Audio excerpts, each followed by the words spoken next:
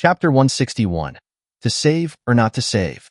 Seriously, who eats steak for breakfast? Li Xinyue couldn't help but complain as the meal was served. Well, you refused to stay for lunch, so we had to turn breakfast into lunch, Suyu said, shrugging helplessly. As a doctor, I can responsibly tell you that eating this in the morning isn't good for you, she stated seriously. Suyu remained unfazed. We're fighting for survival here. Who cares about healthy eating or not? Fine, you've convinced me. Unable to argue further, she sat down to eat. Despite her initial resistance, her body was honest, and she polished off the steak in no time. Compared to her solitary life on the small boat, her days with Suyu were incomparably better. Sometimes, due to the weather, she barely had time to make herself a hot meal. As a doctor preaching about healthy eating, she herself had been living off instant food every day. This hearty breakfast was specially prepared by Ling for Li Xinyue as a thank you for her help. Of course, she also made a portion for Suyu, while she herself ate something simple. After breakfast, Li Xinyue showed no inclination to linger. She seemed eager to leave. Through their interactions over the past few days, Ling realized Li Xinyue was a tsundere, stubborn, and fiercely independent. She wouldn't choose to rely on others. They had tried to recruit her as a teammate, but she refused. She said she would come to them if she couldn't survive on her own and that they could always ask for her help if needed. Ling agreed. Survival was becoming increasingly difficult alone. Everyone was frantically seeking teammates and forming groups. In events like this, going solo put you at a significant disadvantage. She believed it wouldn't be long before that day arrived. Ding dong. Ling suddenly received a private message. Before she could even open her light screen, a series of notifications popped up. Ding dong. Ding dong. What's going on? She wondered, opening her screen. It was a flood of gift notifications, filled with bizarre items, some she'd never seen or even heard of. A wind power generator, photovoltaic cells, an electromagnet, a harpoon launcher, and a bunch of other unidentifiable things. The system info displayed, creator profession, just like her little fan from before. It was Chunrue. Ling opened the private chat, and sure enough, there was a message from him. Chun, sis? I'm not doing well. Got injured fighting that monster, and the bleeding won't stop. I might die. After thinking it over, I decided to give you these things. Hope they'll be of some use. Although she couldn't discern any emotion from the text, the message sounded like a final farewell, and Ling knew his situation was dire. Just last night, she had been wondering how a support profession would survive this event. Turns out, he could create weapons. He was just severely injured fighting Neptune, the mini-boss. For a support profession to go this far, he clearly wasn't as weak as he appeared. Ling quickly replied to Chen Rue and immediately looked towards the sea. Li Xinyue was just weighing anchor and raising her sails, preparing to depart. Wait a minute, she shouted, causing the two on the shore to turn around in confusion. Don't go yet. I need your help to save someone. Saving someone is no problem. But where are they? Li Xinyue sensed something urgent and returned to the shore. Ling, meanwhile, waited silently for Chen Rue's reply, staring at her light screen. And, where are you? What sea area? I have a doctor here. Hold on, we might make it in time. Chen, I'm in the second sea area. You won't make it in time. I remember you were in the sixth. Ling stared at the message, stunned. He was right, there was no way. She had previously learned about this from Qin Xiao. With current technology, crossing a sea area would take at least a full day, and that was assuming you had a sufficiently advanced navigation device. Unless they had some special means, the speed of their solar-powered propeller and sails was simply too slow. She herself could move swiftly across the ocean using her sword flight, and Li Xinyue's water manipulation was similarly fast, but the problem was maintaining that speed for such an extended period. Right, there's still the construction card, Ling remembered. If she invited him to become their teammate, he could be teleported to their island and be saved. But the island wasn't hers alone anymore, so she needed to ask Suyu's opinion. If Suyu disagreed, there wasn't much she could do. He's too far away. The only way to save him is if he becomes our teammate. She looked at Suyu beside her, a questioning gaze in her eyes. Male or female? Li Xinyue asked before Suyu could answer. Male. Boyfriend? Li Xinyue immediately gave her a teasing look. No, I met him on the first survival island, Ling replied. Before she could finish, Li Xinyue let out a gasp. Oh, then why save him? Don't tell me you have a crush on him? What nonsense are you talking about? It's because his profession is architect, and Ling rolled her eyes, not expecting Li Xinyue to be so gossipy. What? She exclaimed, startling Suyu beside her. No wonder you want to save him. You know so many talented people. What's so special about an architect? Suyu was puzzled. She knew a little about the profession, mostly that it was rare and a versatile support role. My silly sister, do you know how rare architects are? Li Xinyue looked at Suyu's indifferent expression with a mixture of amusement and exasperation.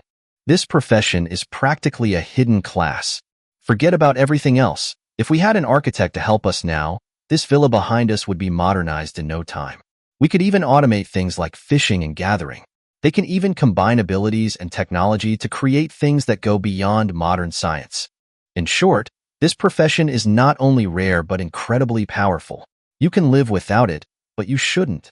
Li Xinyue rattled on at length. Unlike Qin Xiao, she had been living on a boat, constantly at sea, and she knew things that even he didn't. Chapter 162, Departure. Well, if it's that useful, then let's save him. After all, we know him, and it's not right to just leave him to die, Suyu said after a moment of thought. That's right. Your villa is so big, one more person won't make much of a difference. Li Xinyue nodded, then a strange smile appeared on her face. Worst comes to worst, if you don't like him later, I'll help you kill him. Ah. Suyu hadn't expected her idea to be so outrageous, but it also seemed like she was considering his feelings, so he didn't know what to say for a moment. Seeing that he agreed, and Ling didn't waste any more time. She directly took out a construction card, invited Chen Rue, and sent him a message. Chen Rue, on the other side of the ocean, weakly clicked agree. With a flash of light, his island instantly reverted to its initial settings, and all his items turned into temporary item cards. A moment later, as he disappeared from the island, the small island, which initially only covered a few square meters, slowly began to sink into the sea. And before Ling and the others, a weak figure appeared. The reality was even more severe than he had described. Chen Rue had 3 bloody holes in his right shoulder, which were now bandaged, but blood still soaked through a large area of his clothes. His face was pale, his lips were purple, and his breathing was even slow. Undoubtedly, in addition to his external injuries, he had also been poisoned.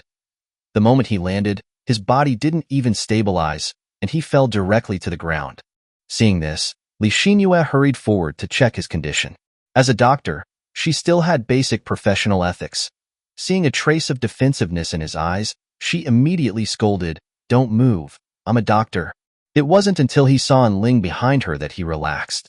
This kind of injury would be fatal for ordinary people, but for Li Xinyue, a doctor with a newly awakened healing ability, it was just a piece of cake. In less than 10 minutes, the toxins in Chen Rue's body were cleaned out, and his wounds began to heal slowly. However, due to excessive blood loss and the effects of the poison, it would still take some time for his fever to subside. All done, Li Xinyue stood up and clapped her hands. Thank you. Chen Rue also stood up from the ground and weakly thanked her. Don't thank me, thank her. She pointed to Ling beside her and ran behind her. Thanking me is too light. She's a wandering ship doctor. Do you have anything good to give her? That's much more practical than saying thank you, Ling said. She didn't have anything valuable on her island, and considering their current status as friends, there was no need for that. But Chen Rue was different. Moreover, in the previous conversation, Ling could tell that Li Xinyue was very interested in the architect profession. Chen Rue, standing beside them, started to think. He wasn't considering whether to give something or not, but rather what to give. After a moment, he pulled out an item card from his deck and chose to use it. A weapon resembling a pistol appeared in his hand. However, the muzzle was made of concentric metal rings, with a small iron ball at the top, and the magazine was a battery. It was clearly something like a stun gun. This is a self-defense weapon I recently developed. When fully charged, it can fire 3 powerful electric lasers that are very effective against sea monsters. It can paralyze them, making it easy to kill them. Chen Rue pushed his glasses up his nose and handed the weapon to her. Oh, and here's a charger and spare batteries. He remembered something, took out another card, and chose to use it. The charger was solar-powered, which puzzled Li Xinyue. Then why not just make it solar-powered directly? What about at night? Solar power is a real-time power source. If you put a battery inside, you might as well separate them and make it like this. That's true. Li Xinyue took it and fiddled with it for a while, without much joy on her face. After all, with her current strength, this thing shouldn't be of much help to her. You can try it, Shinrue explained. These professional creations are enhanced by abilities, not like modern workers just randomly making a tool. Just like how Suyu's ability strengthens all flying weapons. Li Xinyue had the same intention. Out of politeness, she couldn't shoot. But now that he said it, it was different. She immediately went to the embankment and aimed at the sea in front of her. As she pulled the trigger, yellow electricity quickly converged from the circular ring of the muzzle to the spherical top, accompanied by a buzzing sound. After about a second of delay, a yellow lightning bolt instantly shot out. The moment it touched the sea surface, it exploded violently, covering an area of about 10 square meters with yellow electricity. The electric light flashed and disappeared. Li Xinyue was stunned. A dozen various fish, belly up, floated to the surface at the spot where the lightning struck. Holy crap! She turned around with delight. Is this what an architect can do? What's this called? Let's call it the electrogun. I'm not very good at naming things. An upgraded version is still under development. Chunrue replied a little shyly, his face reddening slightly under the strange gaze of the three beauties. Then, can you him? Li Xinyue spoke hesitantly. No problem. If it's successful, I can give you another one. If you lose the batteries or something, you can also find me. Chunrue understood her meaning and could see that she liked his profession. He was shy, but not stupid. The patient is still very weak. You two should take good care of him and remember to feed him well to replenish his strength. Li Xinyue, who had been expressionless just moments ago, immediately put on a concerned look. Wait, you're a doctor. Shouldn't you be the one doing this? Suyu posed a soul-searching question. Like you said, I'm a doctor, not a nurse. She turned around and looked at the sea in front of her. The world is so big. I want to go see it. All right, there's nothing for you to do here. Hurry up and go. You don't have the construction card anymore, so you don't have a chance to be a teammate now. And Ling looked at her speechlessly and quickly waved her hand. Himph, fickle woman. Use me and then throw me away. You really don't show any mercy, Li Xinyue said sarcastically and boarded her ship. She really should go. She had to take advantage of the good weather and hurry up and fix the problems on her ship. She stood beside the mast, holding the sail in one hand, and looked back at the receding island. The three people on the embankment were waving at her. Have a safe journey, and be careful. Chapter 163. Enhancing all ranged weapons? You repelled the sea beast attacks with that weapon? In the living room, Ling, Suyu, and Chunrue were sitting on the sofa. She finally asked the question that had been bugging her. Suyu, of course, was also curious how a support profession could fend off an attack. Although the sea beasts were much weaker than those attacking their island, and it ended in mutual destruction, it was still incredible. No, I relied on a more powerful weapon than the electrogun. That one was just something I casually made for self-defense, and I only had one, Chunrue explained. It's in the email I sent you. And Ling opened her light screen to check and received all the items at the same time. Sure enough, she saw an enlarged version of the electrogun, about the size of a sofa, a floor-standing model that couldn't be carried around. Just by looking at its size, and Ling knew how powerful it was. Since Chunrue could survive on the third survival island, his current ability level was naturally at the cult level. That's insane, Suyu couldn't help but exclaim. Even the electrogun in Li Xinyue's hands, while not capable of instantly killing a current level ability user, could definitely cause them to freeze up. But the disadvantages were also obvious. Too few shots, short range, delay, and so on. If the electrogun was considered a control attack with magic damage, then what Chunrue had made now was a physical attack device. It was a giant repeating crossbow, with bolts made of iron ingots and wood, a total of 9 loading ports connected to an ammunition box filled with these long spears. However, less than a fifth of the ammunition remained. Is this a repeating crossbow or a Gatling gun? Suyu wished she had one of these crossbows in her hands. Can it fire continuously? And Ling was more concerned about the firepower. Chunrue nodded. Yes, it can, but the power of continuous firing is weaker than single shots. Damn, no wonder he could withstand the sea beast attacks. Anyone who went up against this would be turned into a hedgehog. It's unbelievable that he can do this at just the cult level. If my level wasn't so low, I could even make them automatic, Shinrue explained, clearly not very satisfied with his current work. Seriously, is he even speaking human? And Ling, he's being such a show-off. Suyu was getting angry. Whose profession was supposed to be the support one, anyway? Can you make a smaller repeating crossbow? Suyu's profession is a sharpshooter, which can enhance ranged attacks. As soon as Ling finished speaking, the two immediately looked at each other. They had forgotten that they should have let Suyu try that electro gun just now. Sure, but if it's smaller, it needs to be more precise. While I can guarantee the power, I can't guarantee the firing frequency. That's okay, as long as it can fire continuously. Suyu couldn't hold back anymore and stood up. No, Ling, help me move these two things outside. I want to try them. Alright, this is a good opportunity to get a clear understanding. The three of them went to the embankment. Shinrue explained some usage techniques, but Suyu's passive ability allowed her to be proficient in all ranged weapons, even self-made ones, without any prior training. I'm ready. Suyu knelt on one knee and aimed forward. In Shinrue's view, this was extremely unprofessional. Even if she didn't aim carefully, the recoil could directly knock her off the embankment. But just as he was about to remind her, Suyu impatiently launched an attack. Whoosh! A golden beam as thick as an arm instantly shot out and flew towards the sea in the distance. The dense static electricity generated behind them made their hair stand on end. Because the attack was composed of electricity, it had no ballistic drop and would continue to travel until Suyu's ability enhancement disappeared. Shinrue was speechless. He wasn't surprised that Suyu's attack had no recoil. He was shocked because his weapon's original attack wasn't like that at all. What's wrong? And Ling turned her head to look. I'll demonstrate, and you'll understand.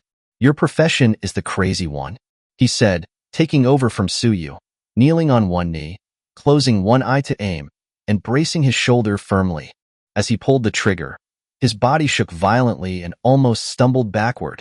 Several streams of electricity scattered from the muzzle like a huge electric net, wreaking havoc in front of them. Crack! A series of explosions rang out, covering an area of nearly 50 square meters, with a range of 70 to 80 meters. This thing was just an enlarged version of the electrogun. Now, the two of them understood the difference. Suyu's use and an ordinary person's use were completely different weapons. This is the upgrade direction I've always wanted to research, gathering the electricity to increase damage and range, but I've failed many times. Shinrue sighed, your profession is too powerful. Of course, Suyu also raised her head proudly. It turned out that her profession wasn't weak. She just lacked weapons. Next, she experimented with the repeating crossbow. Since it was an ordinary physical weapon, the enhancement effect, although noticeable, wasn't as shocking as before. However, Suyu's experiment not only restored her confidence, but also provided Shinrue with valuable experience. Well, it turns out your two professions are surprisingly compatible, and Ling remarked sarcastically. She had been worried that Shinrue's arrival would make Suyu feel a bit uncomfortable, but it seemed she had overthought it. By now, the two of them had already become familiar and returned indoors to develop their new weapons, leaving Ling alone in the wind, even having to help carry things back.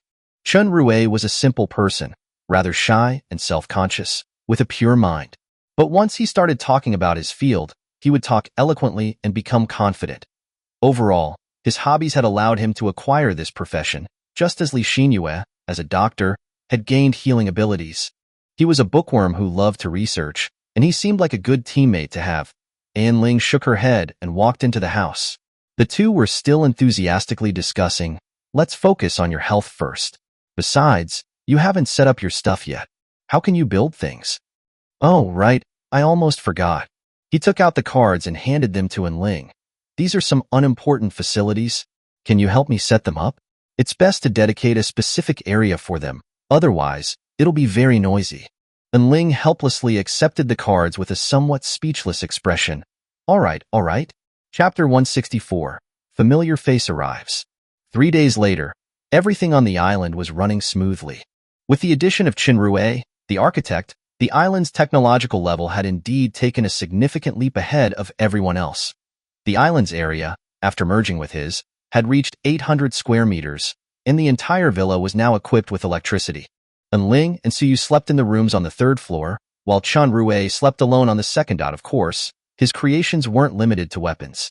He had also built an automatic fishing device, eliminating the need for manual fishing. The machine was equipped with a huge fishing net, launched by the power of a bowstring, and then retrieved by the electrical system, freeing up the three of them from the tedious task of sitting by the sea and fishing. As a result, the island's pavilion became vacant and was used as Chun Rue's outdoor studio. As for the island's electricity needs, there was no need to worry. A dual-purpose wind-water generator could easily handle it. It was placed in the sea not far from the island, with a turbine at the bottom that could generate electricity from the water current, and a fan at the top that relied entirely on wind power. If that wasn't enough, he could even build a low-efficiency thermal generator that only needed coal to operate. In just a few days, the island's facilities had undergone a drastic transformation, completely upgraded. Now that they had no worries about food and drink, they even started thinking about how to create some entertainment facilities. In the past few days, the sky had been cloudless but not hot, like autumn, with a cool and comfortable sea breeze. Of course, they couldn't neglect exploring the resource islands. Ling and Suyu had the same type of resource island, mainly aimed at obtaining skill cards, while Chun Rue's resource island was a special type that he had to explore himself. As for the promise Chun Rue made to Ling about making bullets for her, his level wasn't high enough during the High Sun event, and upon his return, they encountered the sea beast attack, leaving him no time. Although he had time now, Ling still wanted him to focus on the island's development, improving their living standards before addressing the issue of weapons. After all, Ling was no longer afraid of bullets. She could handle combat on her own. Besides fighting, her profession didn't have many other advantages.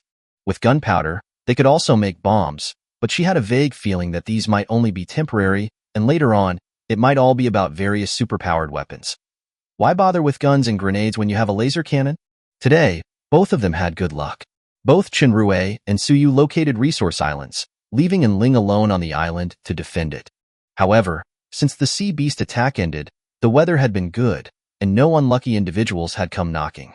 Instead, these survivors, realizing the danger of being lone wolves, were frantically gathering together. Unlike the previous wave of teaming up, where everyone cautiously chose their teammates. Now, several organizations, had even formed within the channel. They were recruiting externally, frantically absorbing ability users. The island's areas were constantly merging, becoming larger and larger, with houses being built on them, seemingly forming a town. Ling was surprised by their development speed, gathering so many people in just a few days. What was even more outrageous was where the island owners got so many construction cards. How many people did they have to kill? Of course, calling it a town was just because the island was big enough, and there were enough houses. They didn't even have electricity. At best, it could only be considered a primitive tribe. At this moment, Ling was sitting on the balcony, leisurely basking in the sun, with the light screen in front of her constantly flickering, broadcasting the situation of these people in the channel. The quality of an organization's members was more important than their quantity. The only benefit of having so many cannon fodder was gaining free island area when they died. Suddenly, Ling saw an unknown object moving rapidly towards her island on the sea out of the corner of her eye. She stood up and looked over. A sea beast? A puzzled expression appeared on her face. And there's someone on top of it? She immediately went downstairs, grabbed binoculars, and looked into the distance, clearly seeing the person. It was Qin Xiao. He actually followed the coordinates and came to her island. He was riding a giant, light blue sea beast, similar to a manatee, with a saddle on its back, providing some comfort for his long journey. Although the sea beast looked large and even a bit chubby, its movement speed wasn't slow at all, even comparable to Li Xinyue's water transformation. If Qin Xiao hadn't been wearing black clothes, Ling might not have been able to spot him from so far away. However, Qin Xiao's usually serious face now showed a rare look of surprise. He knew that Ling was developing quickly, but he didn't expect her to be this fast. Everyone else was living in small wooden houses, but she was living in a villa. And the island's area was ridiculously large, equivalent to the combined area of 6 or 7 average survivors. Soon, as the sea beast approached the shore, Qin Xiao leaped onto the embankment. "Long time no see. I didn't expect you to really come. How long did it take?" Ling invited him into the house to sit down. "Well, Since we've merged into the same channel, I should come and see how an ally is developing. Riding a sea beast, it takes about a day. As he walked, he observed the surroundings of the island, his expression becoming more and more shocked. The architect you recruited is the one you mentioned before? Yes, is there a problem? And Ling looked at him in confusion. He shook his head. Nothing. His talent is very good. The two sat down in the house and exchanged some basic information. He also stated the purpose of his visit. Checking on an ally was just a secondary reason. He wanted to invite Ling to join him in investigating the situation of an organization. This organization was called the Ark, located in the Fifth Sea area, not far from Ling's current location. The Ark was currently the largest gathering of survivors in the entire 666 channel, with reportedly as many as 200 members, and the number was still increasing. Qin Xiao wanted to gather some intelligence from them and possibly establish contact, as their large numbers provided them with more comprehensive access to information. Okay, I'm not doing anything anyway. It's a good opportunity to see how the other survivors have developed. And Ling was also intrigued. Since there weren't any pressing matters on the island, learning about other people's situations was a good idea. But we have to wait for the others to come back. The island can't be left undefended, she added. Chapter 165, The Ark Organization. All right, I'm not in a hurry. Qin Xiao nodded. Good. It will take them some time to return, so let's wait a bit longer. And Ling got up, retrieved a package of dried tea leaves from the storage chest, and brewed a cup for him. You even have tea leaves? I got them from a chest. They sat facing each other, and she poured herself a cup as well. The two chatted idly, and time unknowingly slipped into the night. Su Yu and Chen Rui returned, their trips fruitful.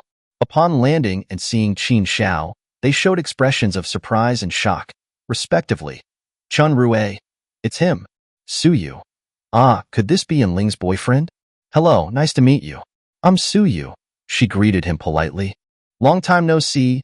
Chen Rui also smiled and nodded to him. Su Yu was taken aback. You know each other? Of course, we met on the starting island. Hello, I'm Qin Xiao. He wasn't surprised that Ling's never-mentioned ally was a woman. Come inside. And Ling beckoned everyone. Everyone present knew each other, so there wasn't any need for special introductions. During dinner, she told the other two about her plan with Qin Xiao. Chen Rui seemed indifferent and uninterested, but Su Yu was exceptionally excited because she also wanted to go. However, Ling refused due to safety concerns. After all, this was a lawless place, and some people were capable of anything. After dinner, the two prepared to leave. Although the Fifth Sea area wasn't too far, it would still take at least half a day to reach. Leaving now, they could arrive by tomorrow morning. I'll be back tomorrow night, barring any unforeseen circumstances. You two take care of the house, and Ling instructed before setting off with Qin Xiao. One rode a sea beast. The other flew on a sword in the air, quickly disappearing into the night. With her current strength, flying across a sea area alone on her sword wasn't a problem. Any further, and she'd need to rest midway. She had removed the positioning navigator from her boat and placed it in her backpack to avoid getting lost. They continued to travel across the sea. I didn't know your ability could be used like this, Qin Xiao said with some admiration, looking at Ling flying in the sky. Clearly, you haven't read enough novels, she chuckled. What does this have to do with novels? Inspiration. Time passed until the next morning. The massive island of the Ark organization appeared in their sight. Its size was truly exaggerated. Flying in the sky, Ling could clearly see the outline of the entire island. It covered an area of at least 20 mu, more than 10 times the size of her own island. To gather so many survivors in 3 days, honestly, she couldn't quite believe it. Unless the island owner had planned everything from the beginning and had their own team upon arriving in this world, it was impossible to explain. Today's blessing was great fortune, which meant there shouldn't be any danger, and they might even have some good luck. How is it? Are there people on the island? Qin Xiao asked, looking up from below. Yes, many. There are countless ships docked on the other side of the island, and Ling replied as they got closer and closer to the island. Everything on the island gradually became clear in her sight. Like her own island, it had an embankment at the edge with quite a few people patrolling, guarding the surrounding area. Further inside were houses, clustered together, presumably belonging to the survivors. Most of them were single-story buildings, with only a few two-story structures. Everything on the island seemed to be centrally managed, with dedicated large pastures and farms, as well as a specific area for furnaces. Besides these residential areas, a wide cement road ran from the island's main entrance to the center, lined with small houses, but only a few had signs and open doors. Evidently, that was where they conducted business. 10-meter-high arrow towers were interspersed throughout the island's buildings, including spikes, sandbags, and other defensive structures. This was a large organization integrating production, construction, defense, and trading. It was clear that the island owner had grand ambitions. As for the rhetoric about leading everyone to survival, it was just empty talk. As the two reached the edge of the island, two survivors standing on the embankment stopped them. "Are you survivors who have come to join us?" "No," Qin Xiao replied indifferently. "Then you're buyers? After landing, please register, and someone will guide you inside," the survivor explained. Neither of them had much objection. After all, this was someone else's territory, and it was normal to have someone keep an eye on them. And Ling landed on the embankment first, pretending to put her sword into her backpack when, in reality, she absorbed it into her body. Qin Xiao followed closely behind, taking out a spherical device and storing his sea beast inside. These creatures were his source of combat power, so he couldn't just leave them by the sea like before. After registering, they were led towards the shops on the island, observing their surroundings as they walked. They also saw other survivors who, like them, had come to visit, perhaps considering joining. After the sea beast crisis, there were many outsiders on the island, so their arrival didn't attract too much attention. One thing that struck Ling as odd was that despite the large number of people here, order was surprisingly well maintained even without direct management.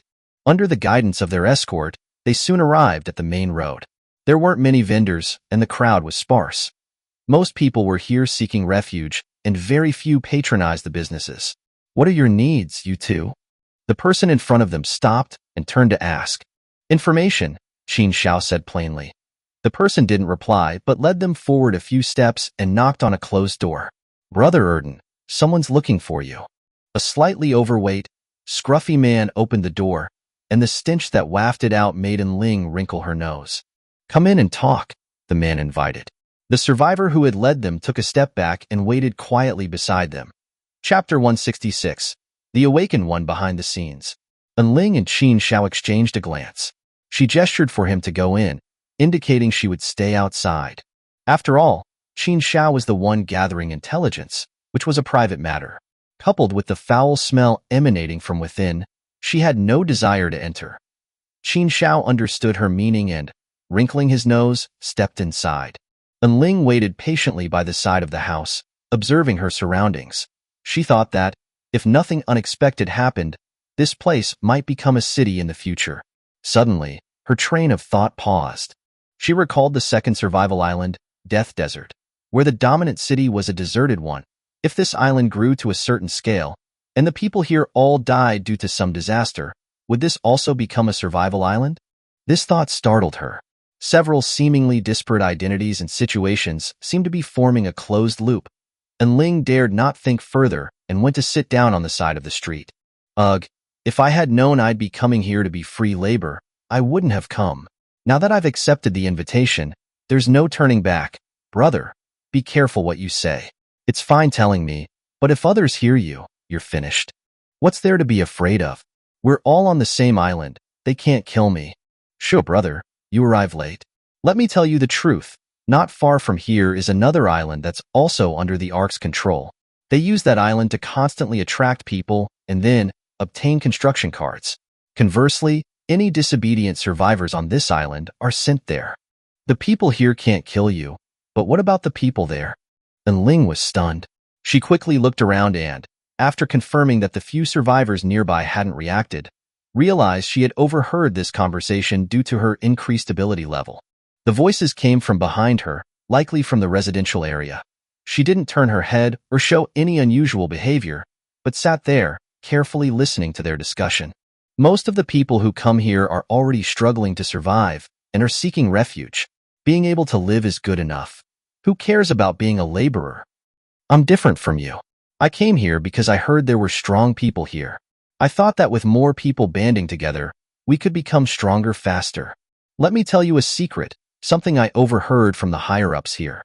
It's said that the leader of the Ark isn't awakened. What level? Chariot level. And Ling was shocked to hear such important news from the conversation of these two newcomers. This explained everything. The island owner had absolute power and, in addition to this island, also had a holding area specifically for collecting construction carts. Conversely, any disobedient survivors on this island would be secretly sent there and dealt with. As expected, someone capable of building such a large organization couldn't be a good person. As for why he was gathering so many survivors, there was probably some unknown secret. Just then, Qin Xiao emerged from the room, interrupting her thoughts. How did it go? Qin Xiao shook his head slightly, signaling to leave. Immediately following, bang, the door behind them burst open. The fat man from before rushed out, his appearance disheveled and his face bruised. Damn, trying to get something for nothing. Men, seize them. And Ling's expression changed. Knowing something unexpected had happened, she acted decisively. A flying sword shot out from beside her, instantly slashing towards the fat man.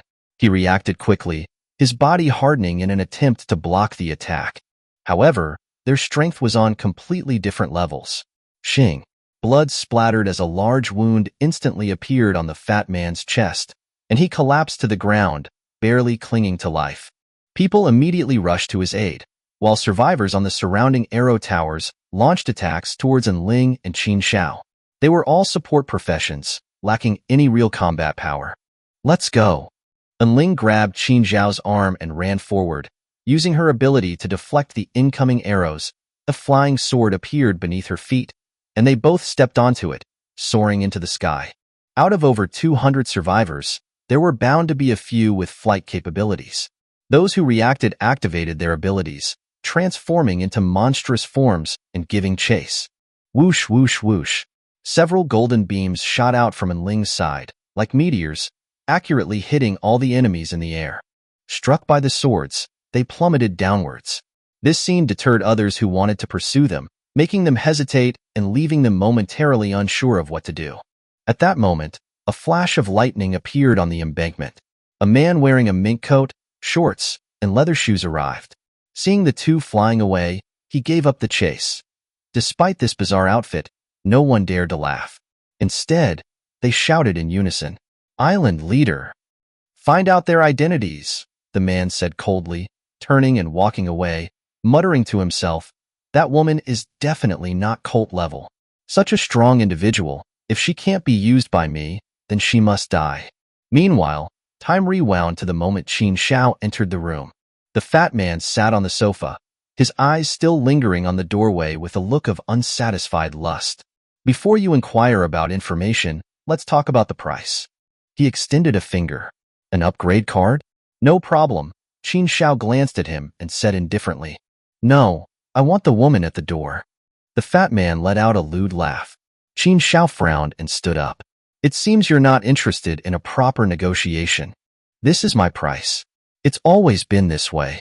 The fat man was confident that this was their territory, and the other party wouldn't dare to act rashly. "If you're in heat, you can go find other women on the island.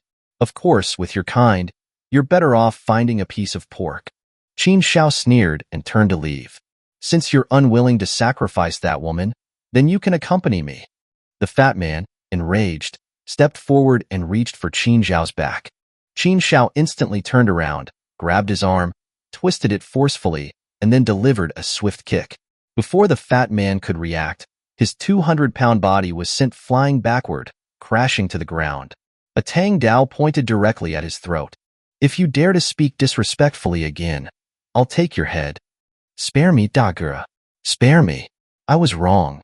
The fat man apologized, his face filled with terror. He hadn't expected to be subdued by the man in front of him without even a chance to activate his ability. Qin Xiao said nothing, sheathed his sword, and turned to leave the room. The fat man immediately got up, his eyes turning vicious as he followed Qin Xiao out. Chapter 167. Another onslaught, an ocean of experience points. So, the events just described unfolded. The fat man, as the Ark's intelligence manager, was naturally one of the higher-ups, and getting something for nothing was their code phrase. Unfortunately for him, Ling had, luckily, overheard the conversation between the two on the island, learning about their scheme. So, when she sensed something was wrong, she decisively chose to escape with Qin Xiao. Now, above the sea, the two paused. Qin Xiao sat on the back of his sea beast, while Ling hovered in the air, perched on her sword. With your personality, you wouldn't normally just run away. What's going on? He looked at her, inquiring about the reason. The Ark's island leader is an awakened, chariot level, she said calmly. Qin Xiao immediately understood. They were certainly no match for a chariot level awakened. This Ark is nothing much.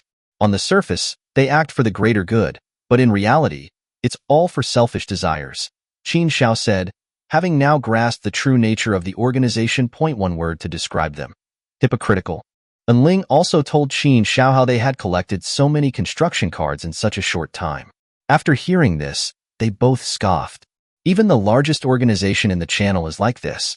Although it's a bit of a generalization, most organizations are probably not much better.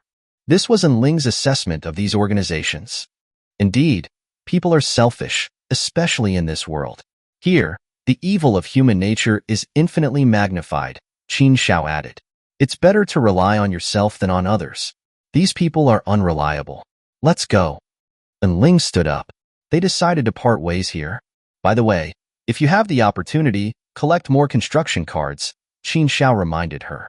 As more and more survivors banded together, the distribution of people would become smaller, and it wouldn't be as simple as killing one person to obtain a card. Then they separated, each returning to their own island.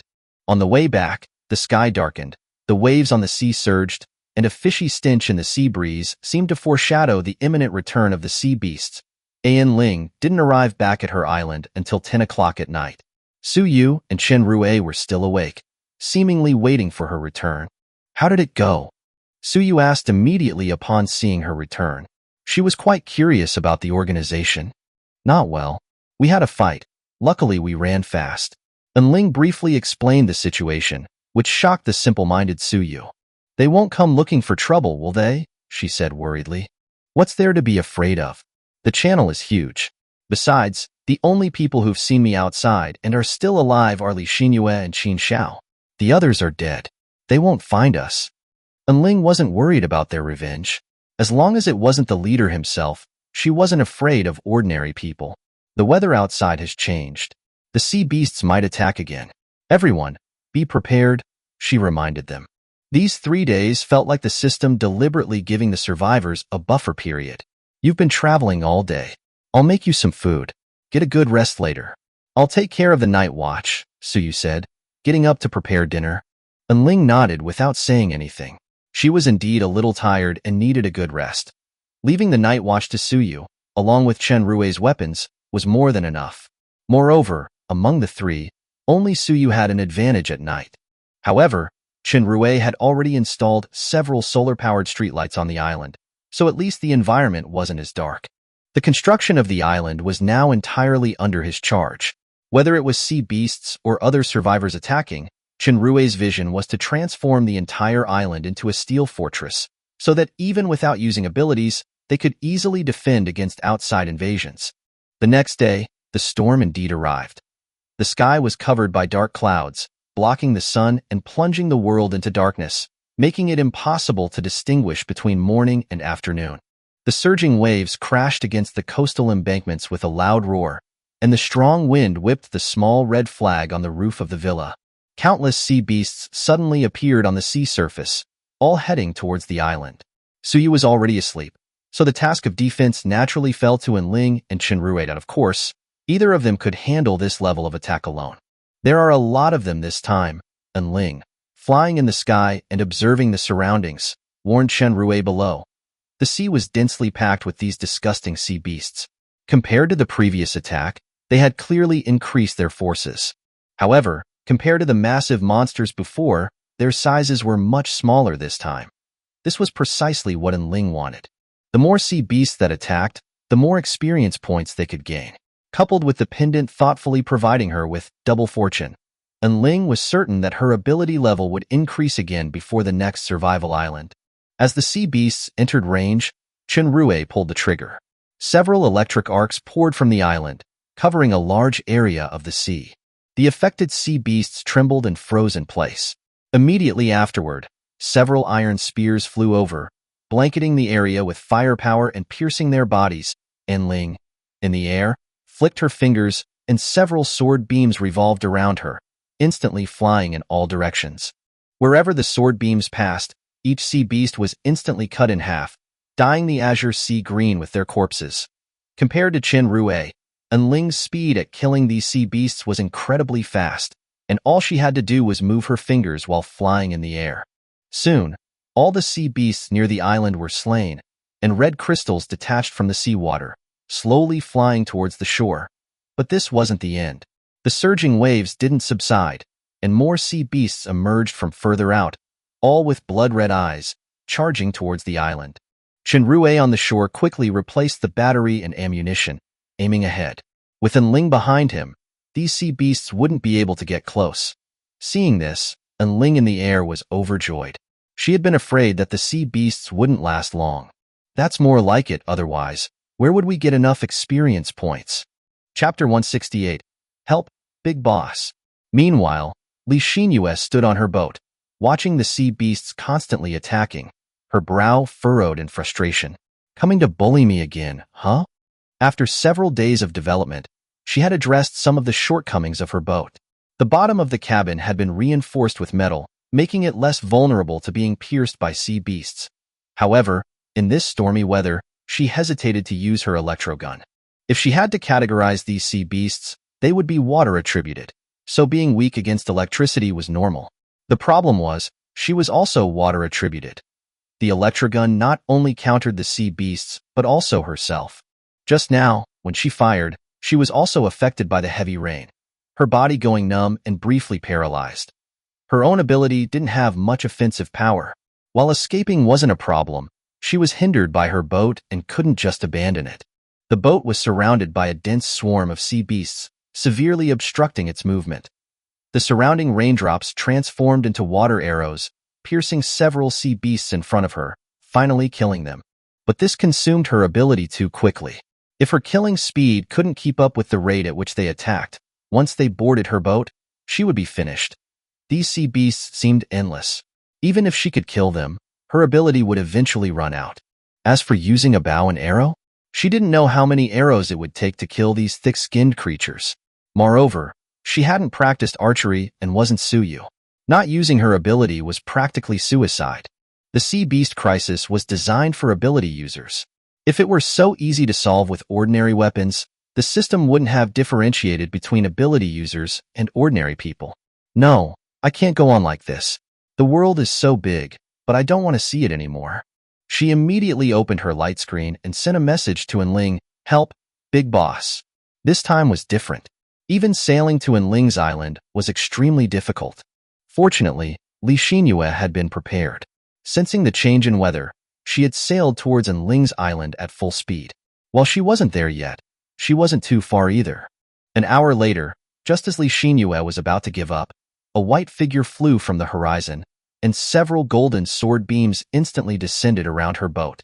Sword light danced, blood splattered, and within moments, the surrounding sea beasts were easily dealt with by Ling. She landed on the boat on her sword and looked at Li Xinyue. "Why are you pushing yourself so hard? If these guys weren't immune to water, if they were land creatures, I would have already finished them off," she argued defensively. All right, I understand. And Ling said with a smile, then turned and attacked the sea beasts. Li Xinyue stomped her foot in frustration. "What's with that expression, you jerk?" She could summon visually stunning water attacks, but sea beasts, being living creatures, instinctively avoided danger. They would dive underwater, significantly reducing the effectiveness of her attacks. Moreover, because they were marine creatures, she couldn't trap them in water and drown them. This severely limited her means of dealing with these monsters. Coupled with the restrictions of her boat, she was at a disadvantage. After all, a boat could be destroyed, but an island couldn't. Ironically, sea beasts were weaker once they landed, losing their advantage in the ocean. Ling quickly cleared a path in front of the boat, and Li Xinyue immediately steered the vessel forward. They continued towards the island. "Stop," Ling suddenly said. Li Xinyue looked at her in confusion. "Aren't we almost there? Haven't you noticed?" There are far more sea beasts attacking the boat than the island. Maybe it's because they don't lose their water advantage here, she explained, still not understanding why Ling would do this. Let's stop here and grind some experience points, Ling said calmly. Huh. Li Xinyue was dumbfounded. A disaster for others, but for you, it's an opportunity to grind experience? I'm a cultivator, not an awakened. Of course, I need to level up, Ling said matter-of-factly. No, that's not what I meant. Don't worry, I've already informed them in advance. Oh. Back on the island, after Ling left, Suyu naturally took over as the damage dealer. The two of them, one in front and one behind, covered the entire island, continuously killing the sea beasts. As long as the sea beasts couldn't land, it was indeed experience grinding for them. After all, none of them were awakened and needed to level up to strengthen themselves. Qinrui had also made preparations. The power supply and everything else were sufficient, and there was no need to worry about running out of ammunition. This wasn't his first time facing sea beasts. He was experienced, especially now with teammates. The battle continued until night, when the number of monsters on the sea surface dwindled.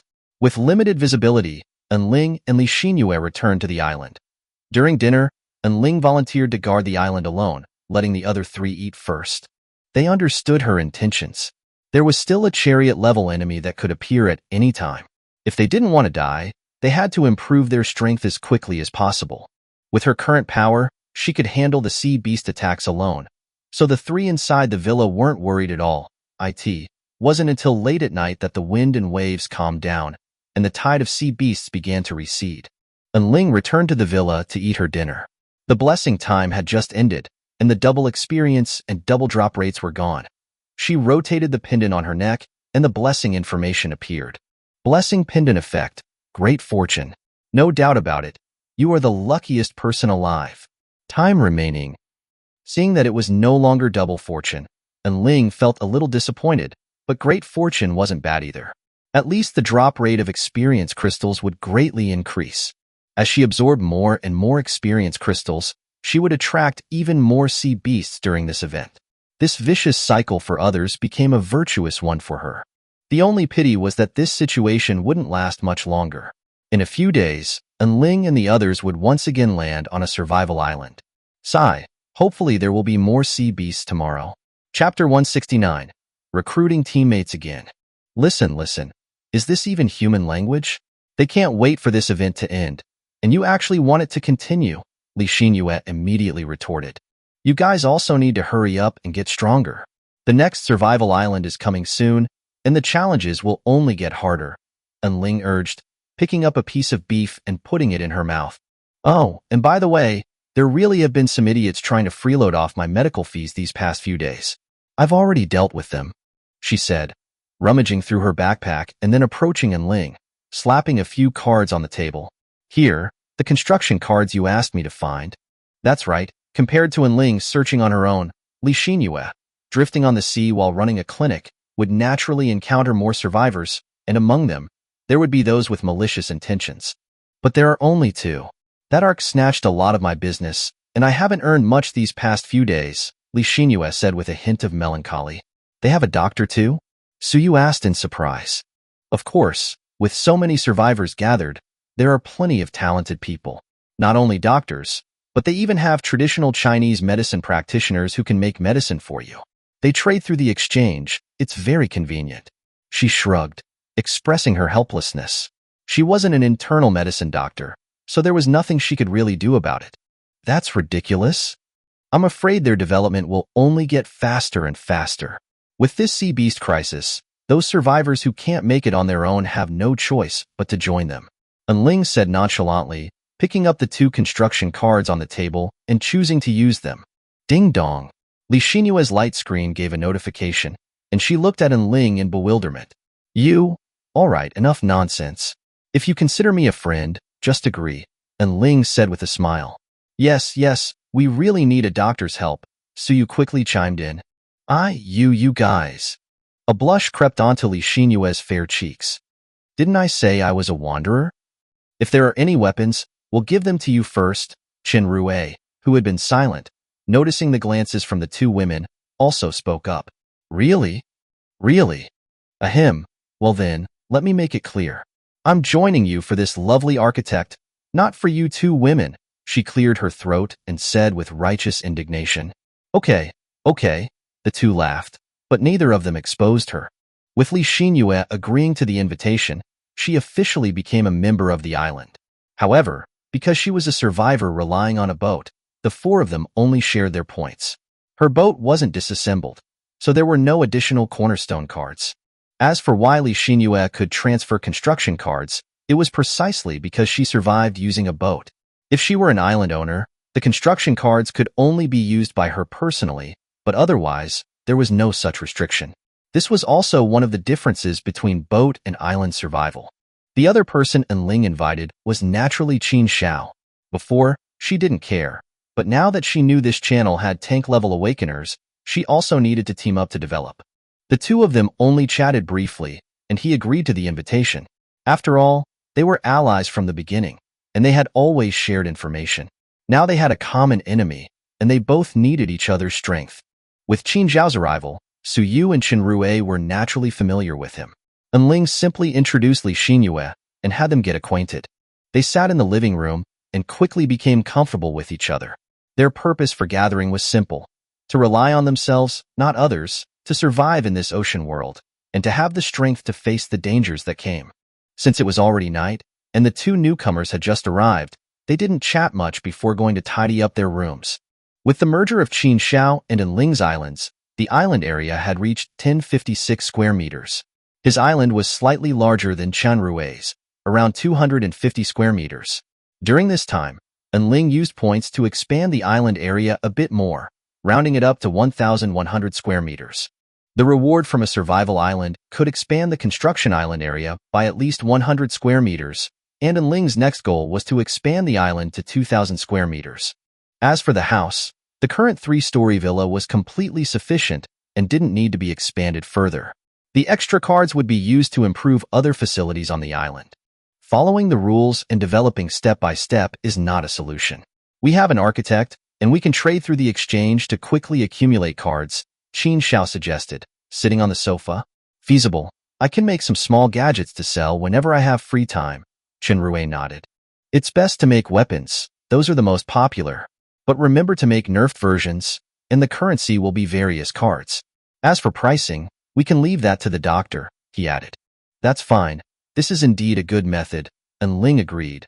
But no matter what, personal development was still the priority. The clinic can continue to operate, but it has to be like before. Until we become strong, it's best not to expose the island's coordinates. Soon, they had discussed a basic plan. While seeking development from survival islands and construction islands, these survivors were also an indispensable resource. If utilized well, they could help everyone quickly accumulate wealth and strengthen themselves, and also perfectly demonstrate the strength of an architect. It was already early morning, and everyone dispersed to prepare for rest.as for the night watch. It was handled by the sea beast controlled by Qin Xiao. This saved manpower, and if there was a large-scale attack, these sea beasts would make sounds to provide a warning. When it came to the next day, the sky was still dim, and these sea beasts were still attacking the island in waves, but their numbers were much smaller than yesterday. The battle last night was not intense, and the 5 sea beasts controlled by Qin Xiao were enough to resolve all the surrounding crises. Seeing that the situation had improved, Chen Rue also started research, planning to make some weapons to sell through the exchange. The island's defense work was left to the other 3, while Ling took advantage of this time to prepare to explore a material island to improve her swordsmanship skills. This is too crazy. You're going out to sea in this weather? And you successfully located a place? Li Xinyue asked incredulously. She had tried to locate places a few times before, but she didn't know if it was because of the event. The success rate was extremely low. Now she understood, it was her own problem. Chapter 170. The Island Owner's Profession. Basic supplies were no longer scarce on the island, but who would complain about having too many resources?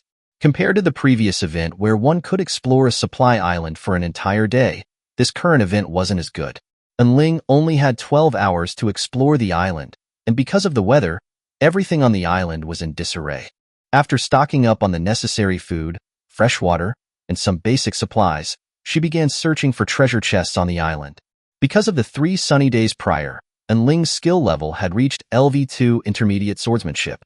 It was no exaggeration to say that she could now instantly defeat any so-called sword master of the modern world. Of course, this skill increase wasn't just about her understanding of swordsmanship, but more importantly, it was about the improvement of her physical fitness and a certain threshold she was beginning to touch upon. And Ling believed that her profession and her current skills were complementary, and it wouldn't be long before a qualitative change would occur. Soon, the treasure chest on the island was found. This time, the chest was very ordinary, with a rusty lock. It took almost no effort to cut it off and take out the skill card inside. As the card in her hand disappeared, and Ling glanced around and decisively flew into the sky on her sword, returning to her island. Meanwhile, in the 5th Sea region, the ARC organization, 2 figures had accepted the invitation and become members of this organization. What was different from others was that these 2 were personally received by the island owner, and upon arrival, they had already become part of the higher-ups. Inside a 2-story building in the center of the island, 3 people sat facing each other. With the 2 of you joining, the ARC's strength will reach new heights, the island owner said with a smile, looking at the 2 people opposite him. Brother Zhang is too polite. Survival isn't really a problem for us. The most important thing is to seek an improvement in strength. One of the men smiled and said jokingly to the island owner, "The abilities of you 2 are quite rare. I wonder if you could demonstrate them for me?" The island owner's intention was very clear. Words were empty, and the 2 had to demonstrate their worth. The 2 didn't say much, just nodded with a slight smile. They arrived at the outdoor plaza, and one of the men stepped forward. "Brother Zhang, feel free to use your externalized ability to attack me." The island owner's name was Zhang Tianqing, and his ability was lightning. From the moment he obtained his profession card, he had already been a chariot-level powerhouse. Hearing the other party's words, he also wanted to verify their authenticity, so he immediately raised his arm, and a purple bolt of lightning mixed with rain instantly descended from the sky. The man didn't panic at all, and he raised his katana to meet the lightning in an instant. Clang! The blade and the lightning collided violently. This simple and unadorned slash actually easily shattered the descending lightning, and the man was unharmed.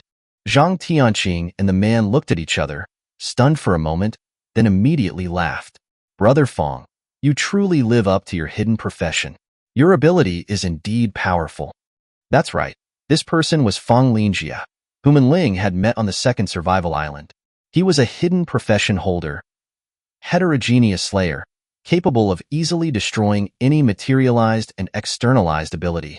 He could be considered the nemesis of certain ability users, but this premise was based on the gap between them not being too large, and he would be very passive when facing some enhancement-type abilities or non-materialized abilities. For example, against Zhang Tianqing, a chariot-level island owner, their levels differed by a whole major rank. If subsequent attacks came, Fong Lingjia would still be unable to escape the fate of being instantly killed. As for the other person, it was naturally Yang Zongliang. He stepped forward, and his whole body suddenly erupted with purple lightning, which was clearly Zhang Tianqing's professional ability, but only at the pony level. It was still a long way from being able to compete. Good, Brother Yang's replication is also 1 in a million. Zhang Tianqing laughed heartily. Although Yang Zongliang's actual age was much older than his, it didn't prevent the change in address, because here, strength was everything. The 3 returned to the building, and this time, Zhang Tianqing's attitude underwent a complete 180-degree shift. As they chatted, he suddenly remembered something and said, "In this channel, besides me, there's a white-haired woman whose strength is also extremely strong.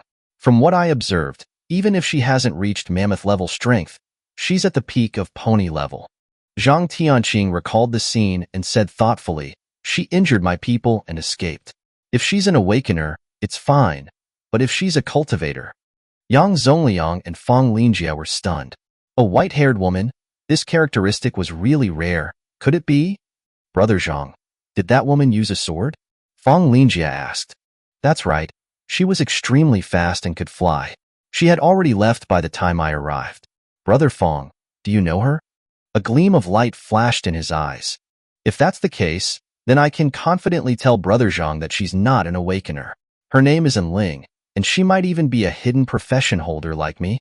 A trace of killing intent instantly flashed in Zhang Tianqing's eyes. He was very clear about the difference between awakeners and cultivators. Awakeners had a higher starting point but a constant level. Cultivators were the complete opposite.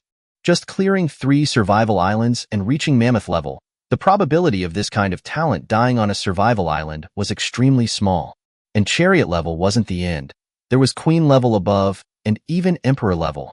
Meanwhile, Li Xinyue excitedly ran downstairs, found the others, and in her hands, she held a stack of cards. A nerfed version of an electric current gun actually sold for as high as 600 points. This was equivalent to 60 cornerstone cards and 2 enhancement cards. Of course, the price of enhancement cards in the shop was inflated, and the actual price was much cheaper. Right now, the stack of cards in her hand was exactly 60 cornerstone cards. A small gadget that took a few hours to make could expand everyone's island area by 60 square meters. This was simply too cost-effective.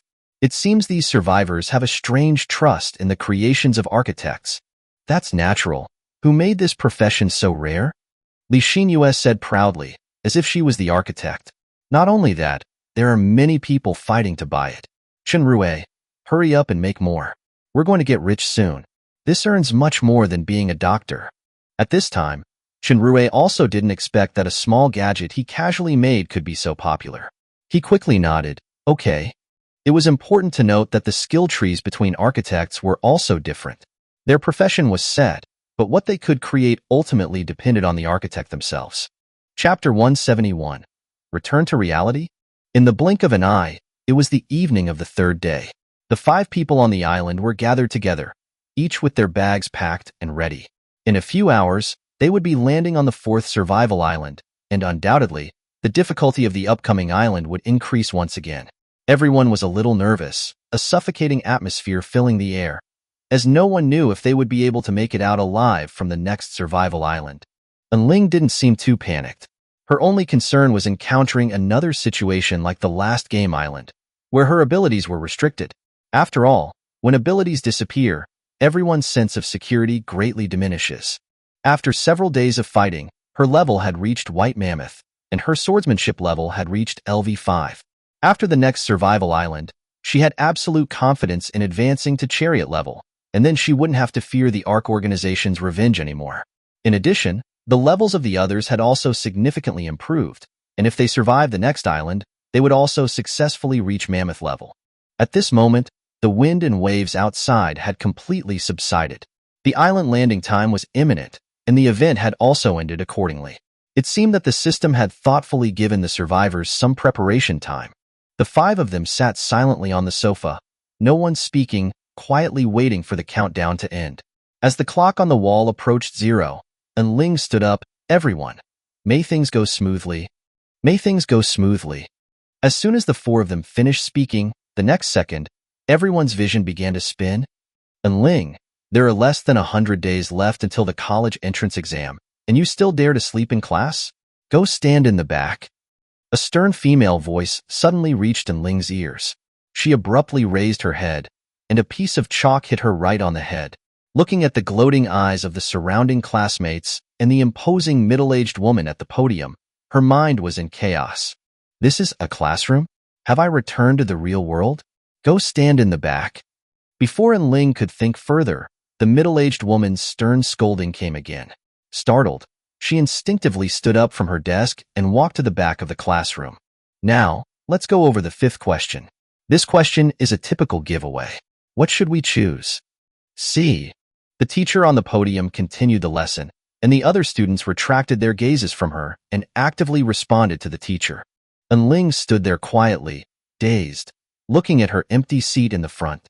There was a pink backpack on it, bulging, with some edges and corners even visible. Needless to say, it must be filled with books. This wasn't her survival backpack, and no system prompts had popped up. She lowered her head and looked at her fingers. There were no rings on them. Only the prayer pendant she wore around her neck was still there. She tried to twist it, but there was no reaction. Then Ling tilted her head and looked at her body. She was wearing a white short-sleeved shirt, a maple-colored pleated skirt revealing a pair of straight and fair anime-like legs, and on her feet were mid-calf white lace-up socks and a pair of casual shoes. Her eyes widened slightly. She didn't have these clothes at all. And Ling clearly remembered she was wearing a hoodie when she came. Shouldn't I be landing on the 4th survival island? Why am I in a classroom? Could all of this be a dream? Right before I came to the ocean world, I first occupied this body. I was originally a man. Could it be that my soul transmigrating into Ling is real, and the ocean world was fake?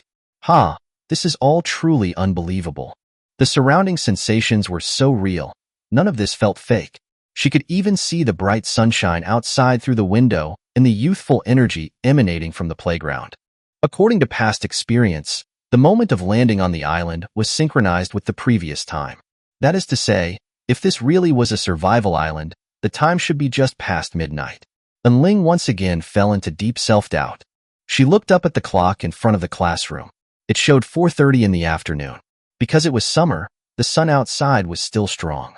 Soon the bell rang, and the students couldn't wait for school to be over, but the teacher annoyingly dragged on for a few minutes. As the teacher left, the students scattered, and Ling breathed a sigh of relief, preparing to leave the classroom. Ling, where are you going? School's over. Aren't you leaving? A female voice suddenly came from behind her. Turning around, she saw a girl with a high ponytail looking at her with confusion, her backpack slung over her shoulders. The moment she saw the other person, Ling's pupils contracted. She looked exactly like Lixinyue. No, that's not right.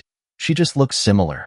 Whether it was her voice, temperament, or tone of speech, this wasn't the same person.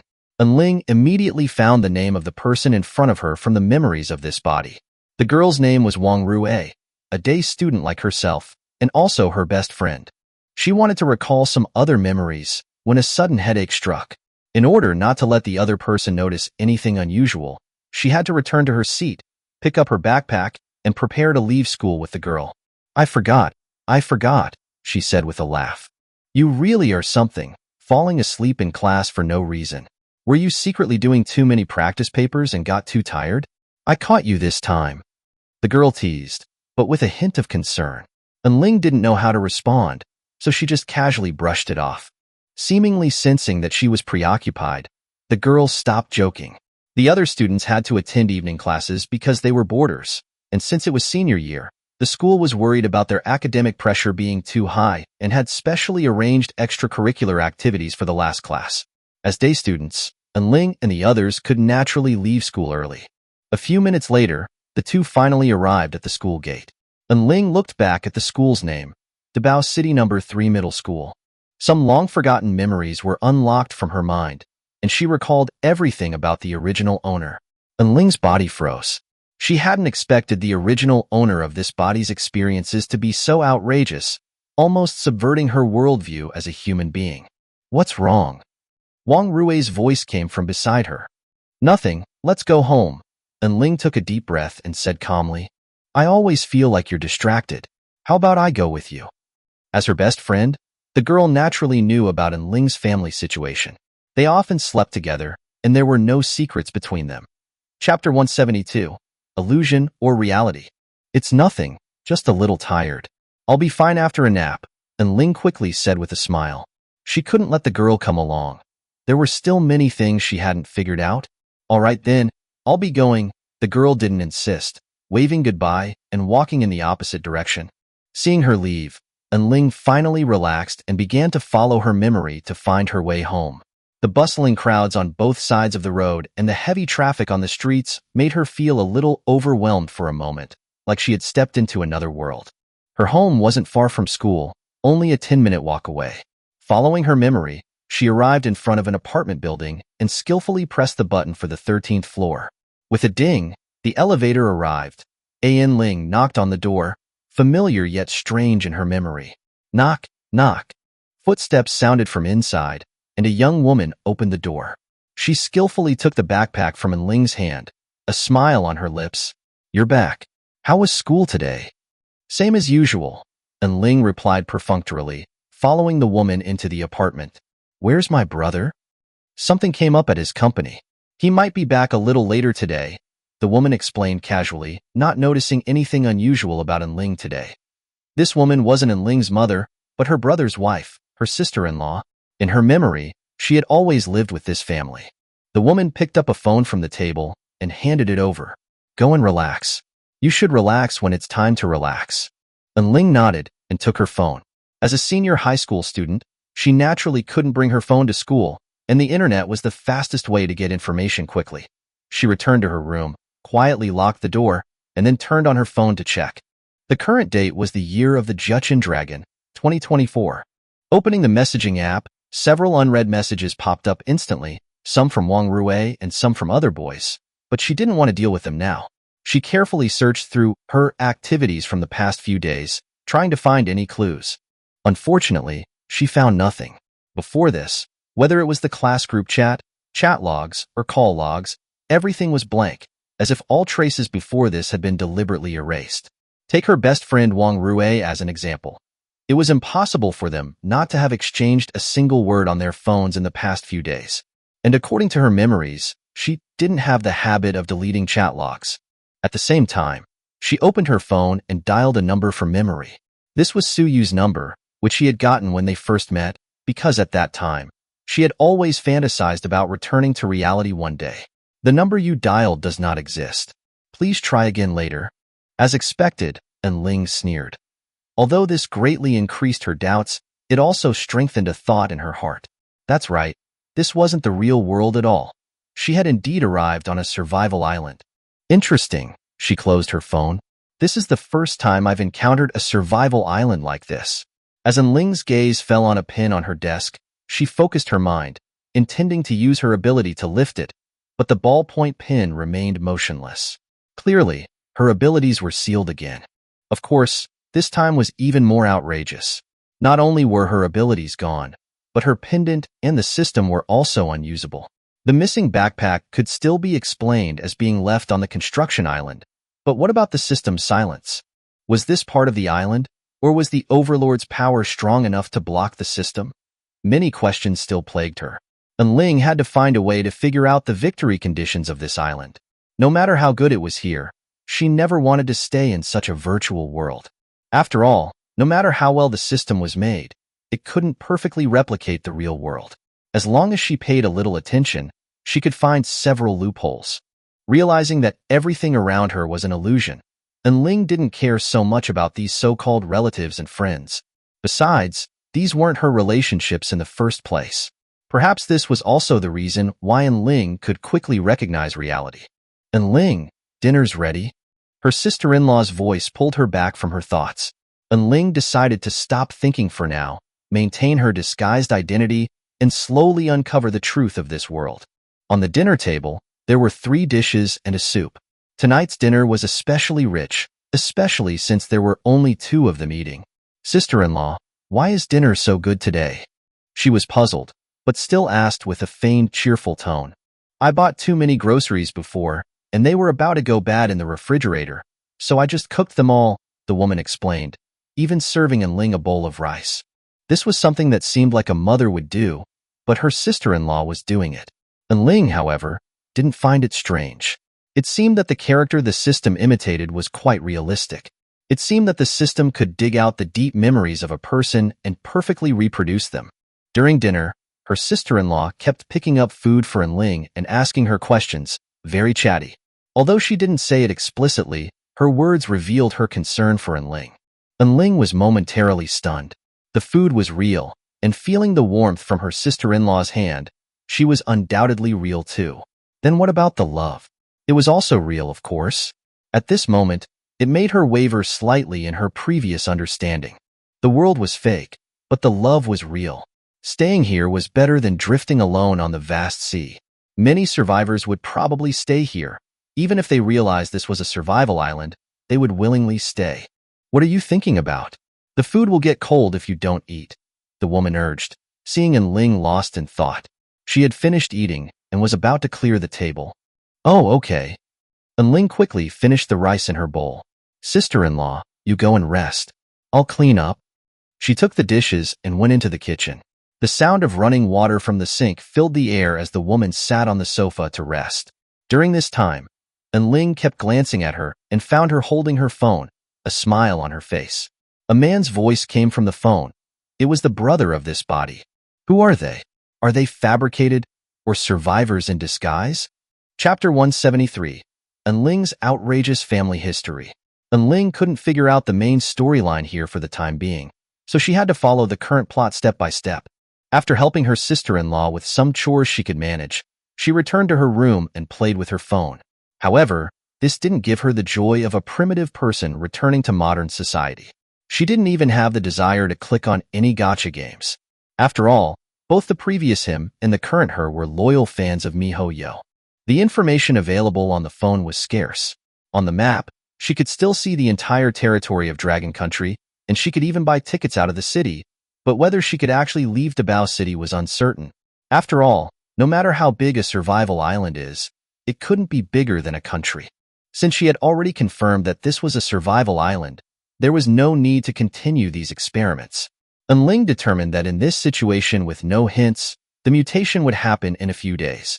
Of course, she didn't rule out the possibility of needing a trigger. Her time was limited to 10 days at most. Just then, a man's voice sounded in the living room.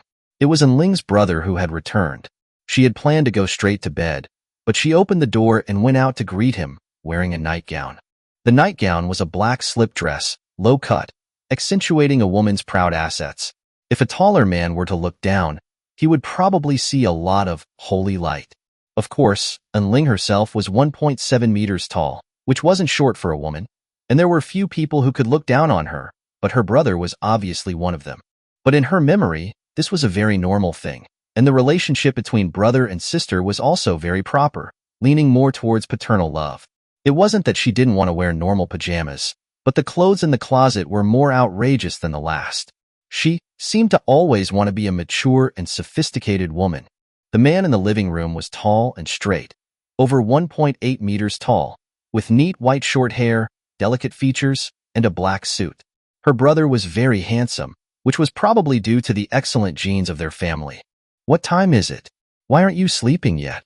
The man glared at Ling. "Oh, be nice. I just came to see you."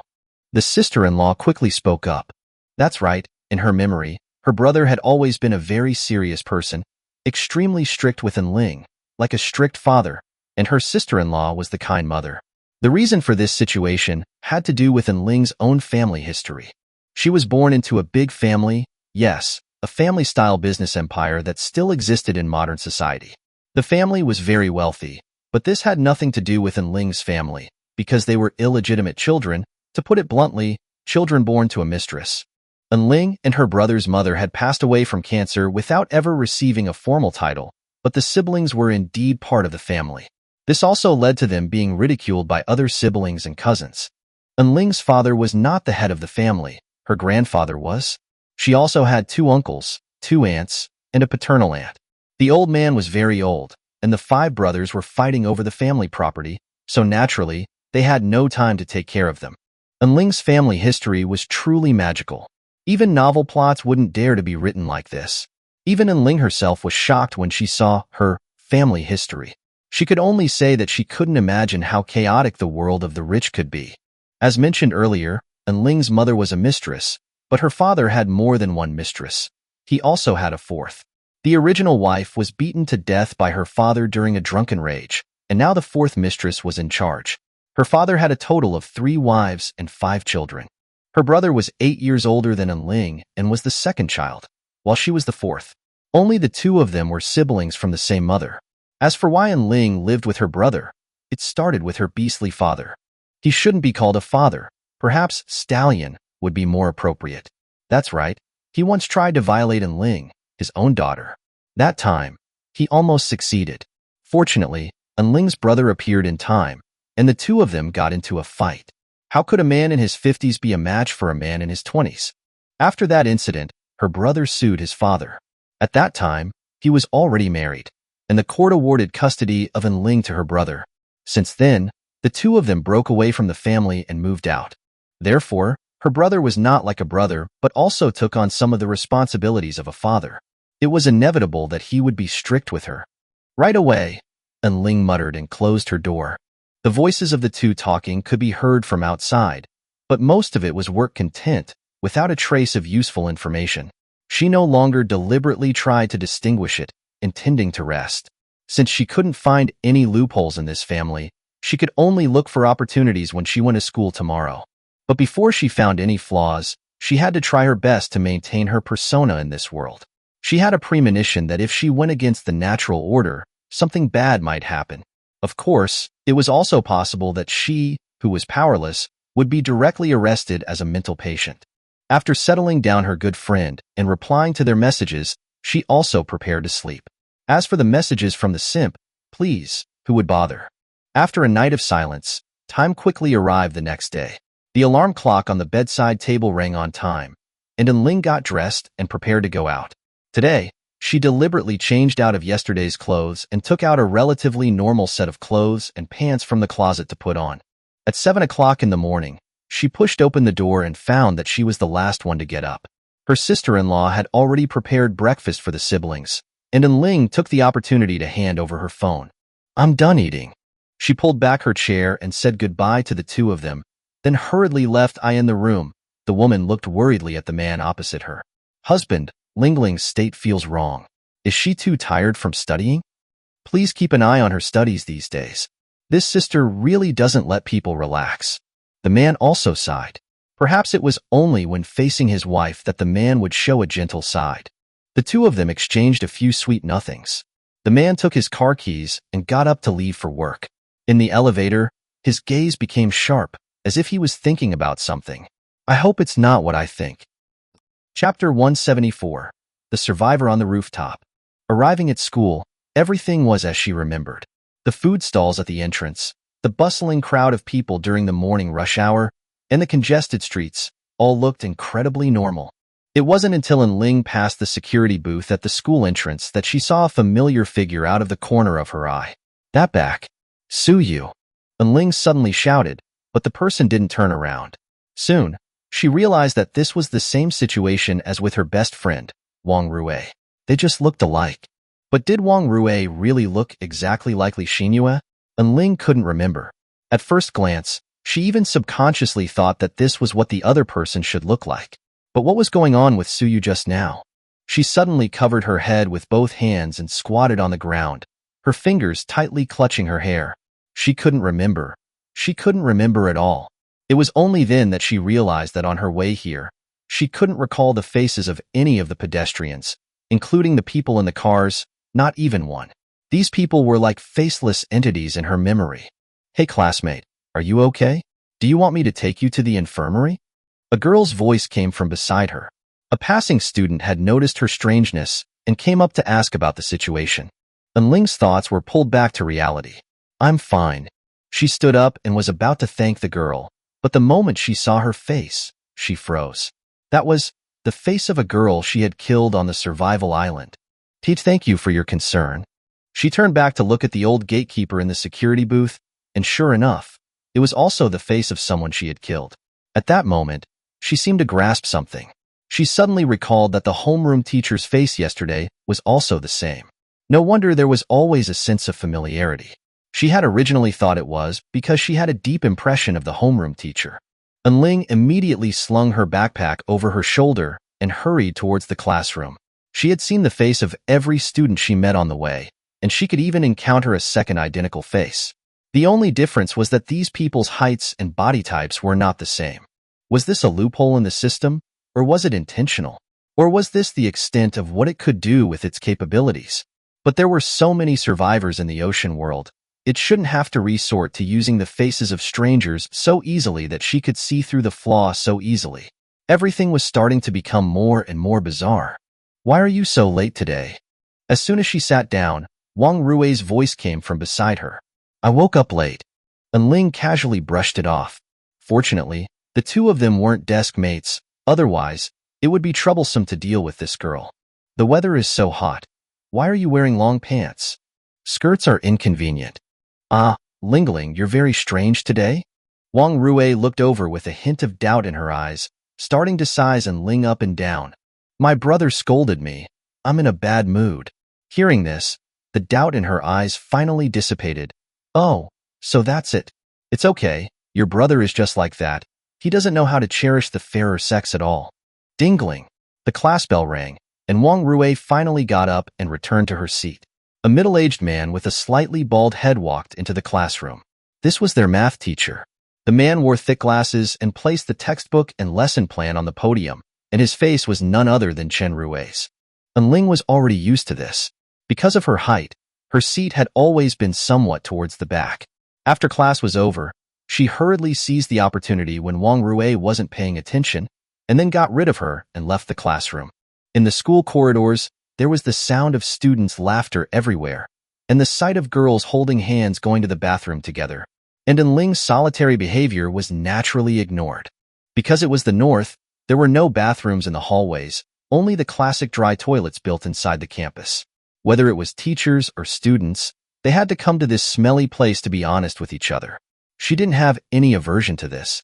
Both her predecessor and herself were northerners, and were already used to this. Of course, and Ling didn't really want to go to the bathroom. She just wanted to take this opportunity to find out some things about the school. Everything that seemed normal to outsiders appeared unusual to her, but she couldn't pinpoint what was abnormal. It was impossible that there wasn't a single survivor here. She didn't believe that no one would reveal a flaw. And Ling now urgently wanted to know what would happen to the world if a survivor stood up and broke these rules. Without any abilities, she didn't dare to try. There had to be someone to help test the waters. It wasn't until the end of the second class, during the long break in the morning, a full 25 minutes of rest time, that all the students in the school were gathering on the playground for morning exercises. And Ling had slipped away. She decided to take this opportunity to go to the rooftop and take a look. Dating in high school was prohibited, but there would always be some people who would take this opportunity to come here for a secret rendezvous. She pushed open the rusty iron door and walked in. There were already several couples gathered here, hugging each other and kissing passionately, oblivious to the others entering the rooftop. "Baby, I haven't seen you for a few months. I missed you so much. Let me see if they've gotten bigger. It hasn't been that long. Didn't we see each other yesterday?" And Ling was stunned when she heard a couple whispering in the corner, and she quickly pretended to be indifferent and glanced over with the corner of her eye. Although the boy who had just spoken was half covered by the girl, she was extremely confident that she had never seen that face before. There was a mole between his eyebrows, which was a very obvious feature. That person was a survivor. She finally found someone else, and unexpectedly, he was also an alumnus. And Ling leaned against the edge of the rooftop, pretending to look down at the square below, but actually keeping the two of them in her peripheral vision. She was confident that a couple would say anything, and the man would definitely tell his dreamlike experience. She wanted to see how these system-set NPCs would react. After some touching and kissing, the two of them hugged each other affectionately, still wanting more. If it wasn't for the fact that this was the rooftop, the two of them would probably have clapped their hands. After a moment, the man finally spoke softly. His eyes were deep. He looked at the girl and said tenderly, "Baby, do you know? I had a very long dream, a nightmare of being trapped in the apocalypse without you." Ugh. And Ling wanted to throw up after hearing this cheesy line. "Dreams are all fake. I've always been here." The girl's eyes were also tender and watery, and she stood on tiptoe and took the initiative to kiss him. Chapter 175. Metamorphosis and Awakening. The corners of Ling's eyes twitched involuntarily. High school love was always so pure. Unfortunately, words spoken in love only counted when in love. After the two of them had engaged in a full-blown, live-streamed exchange of saliva for a few minutes, the girl finally spoke slowly. "Can you tell me about your dream? I want to hear what kind of nightmare it was." "Well, I dreamt that I traveled to an ocean world and survived on an island. That dream was incredibly real and long." And Ling's eyes froze because she noticed that the girl's gaze towards the man had changed. It became bloodthirsty and greedy, as if she were looking at a delicious meal. Not only that, but the other couples on the rooftop also stopped what they were doing at this moment. They all turned their heads like zombies, their eyes fixed on the couple. However, the male survivor didn't notice the change in the surrounding situation at all. He was still talking about his experiences in the ocean world. "So, you are the intruder." The girl's mouth curled into a strange smile. "Huh? What intruder?" The sound of flesh being torn was heard, and blood flowed down through the man's clothes. He instantly widened his eyes and looked down in disbelief at the scene before him. Shan, why? The man instinctively raised his palm. At this moment, his right hand had grown sharp thorns and was covered in brambles. As long as he swung his arm, He could turn the woman in front of him into a hedgehog. But he hesitated because he couldn't bring himself to decisively attack the person he loved deeply. His brain was still in a state of shock. But it was this hesitation of a mere fraction of a second that allowed the red tail that appeared behind the woman to directly tear him apart. The body shattered, and warm blood splattered on the woman's face. There was no regret or grief in her eyes, only a sense of excitement. We will soon be able to completely merge into one. That way, you can always be with me. She immediately prostrated herself on the ground and actually picked up the man's corpse and began to eat it, like a wild beast. The other people around them rushed forward and joined the girl in devouring the corpse before them. This bloody scene seemed like a delicacy in their mouths. Only Ling stood there dumbfounded, staring in disbelief at the scene before her. She had seen clearly just now. The girl's back had torn open, and a red tail had stretched out from it. After killing the man, everything returned to normal, and she became an ordinary person again. This was not human at all. It was clearly a monster disguised as a human. In the moment before his death, when he saw the other party attack, the man finally saw the light screen prompt and realized the reality that he was still on the survival island. But it was all too late. He hesitated and lost the qualification to live. Island name: Sin City. Objective 1. Kill all intruders except yourself. Objective 2. Kill all Order Keepers. Introduction. This is a legendary Sin City rule by Order Keepers.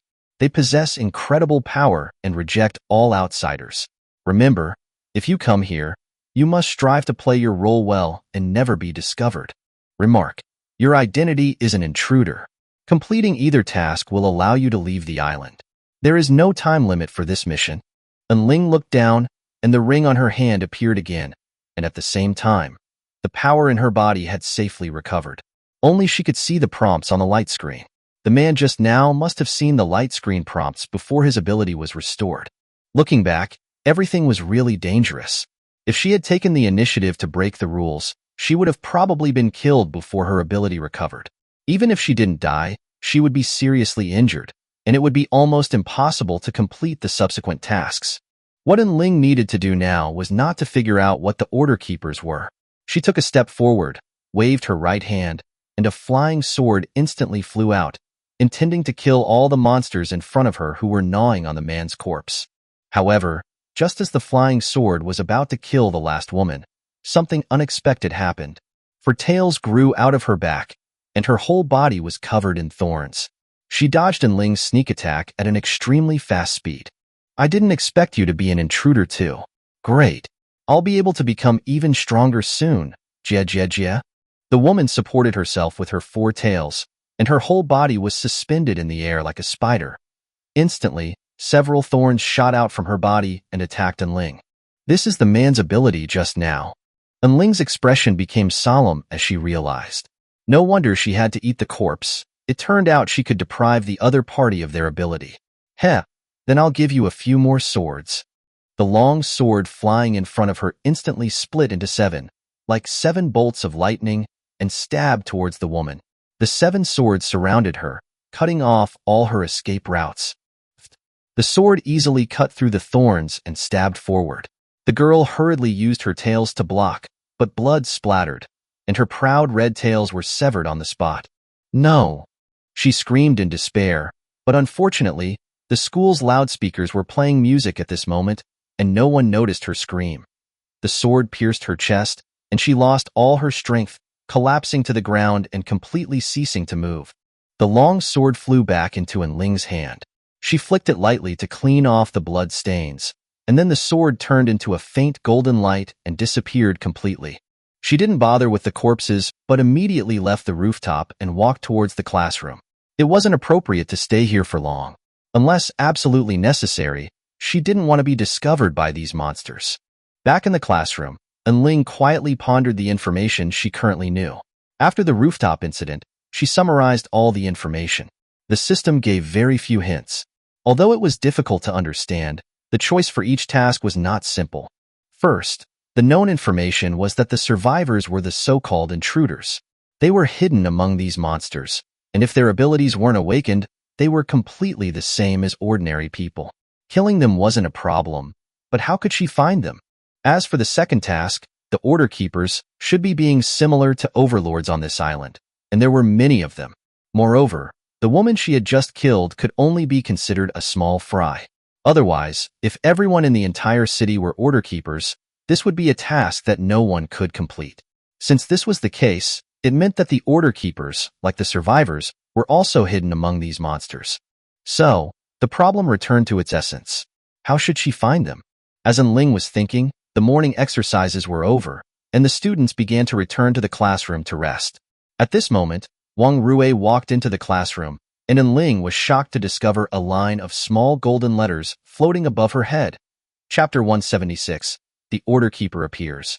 Order Keeper 011. Indeed, the small golden letters above her head displayed her identity, and Ling's best friend, Wang Rui, was unexpectedly one of the Order Keepers. Ling froze, staring blankly for a moment. She hadn't expected to find an Order Keeper so easily. Ling, what are you looking at? Is there something on my head? Wang Rui's voice snapped her back to reality. It's nothing, I was mistaken, she quickly explained. However, her actions just now still aroused suspicion in the other party. But Wang Rui didn't show it, and instead maintained a smile. That's good. I thought I had some kind of caterpillar or something stuck on me. That would have scared me to death. The two looked at each other. Ling naturally noticed that the other party had become suspicious of her, but she had no evidence. And since she hadn't exposed her identity, due to the restrictions of their respective roles, the other party probably wouldn't be able to directly turn hostile. But this was also just as well. She could conveniently find an opportunity to eliminate the other party. Since the other party's identity could be seen by a survivor who had recovered their abilities, Ling herself naturally preferred to eliminate all the Order Keepers. Firstly, the task was relatively simple and fast. Secondly, she didn't have any psychological burden about killing these monsters. After all, given a choice, she naturally wouldn't want to kill anyone. The strength of these small fries was mostly between the Juma, I assume a lower-level monster, and Shirzu, foot soldier, likely a slightly higher levels. They might be slightly stronger with the absorbed abilities of the survivors, but they definitely wouldn't exceed this level. As for the Order Keepers, as elite monsters or mini-bosses among them, their strength was at most equal to Ling's current level, so she was confident of victory. This was the power standard of the 4th survival island. They definitely couldn't surpass the survivors by too much. This was a limitation of the rules, so Ling didn't need to worry about it at all. On the other hand, if she chose to kill the intruders, she would have to be a killer hidden in the night, and she didn't know how long it would take to kill everyone. A month? A year? She couldn't wait. Time passed until noon. As the bell rang, the students began their happiest time of the day, lunch.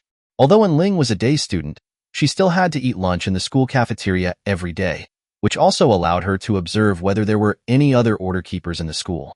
The annoying Wang Rui was in the same situation as her, so she naturally followed along. But this time, their state seemed different from yesterday. Although they were walking together, they always deliberately kept a distance, as if they were cautiously guarding against each other, intentionally or unintentionally. The Order Keepers didn't seem like lunatics. On the contrary, they seemed more like normal people.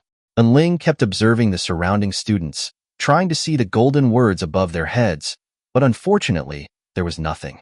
This scene was naturally seen by Wang Rui, who was at the side, but she didn't say anything. Instead, her suspicion of Ling grew stronger. At the dining table, the two sat opposite each other, silently eating the food in their hands. The atmosphere was indescribably strange. Accompany me to the rooftop for a walk later. Let's go to the rooftop later. After a moment, the two of them spoke almost simultaneously. They looked at each other in astonishment and then nodded at the same time. Okay. After that, they didn't speak again until the end of lunch. After lunch was the school's lunch break, which lasted until 2 o'clock in the afternoon. All students had to return to their dormitories. As day students, they had to stay in the classroom. Of course, at this time, the teachers also had to rest, so the few day students in the classroom were unattended. The entire teaching building was very quiet. In the classrooms they passed by, there were only a few people sitting in their seats, either lying down to rest or secretly studying. Maintaining their distance, the two of them finally arrived at the rooftop, one after the other. The corpses from earlier had been cleaned up at some point, and not even a trace of blood could be seen. More importantly, The disappearance of these dead people hadn't aroused any suspicion from the school authorities. It's been a long time since we came to the rooftop for a walk together, hasn't it?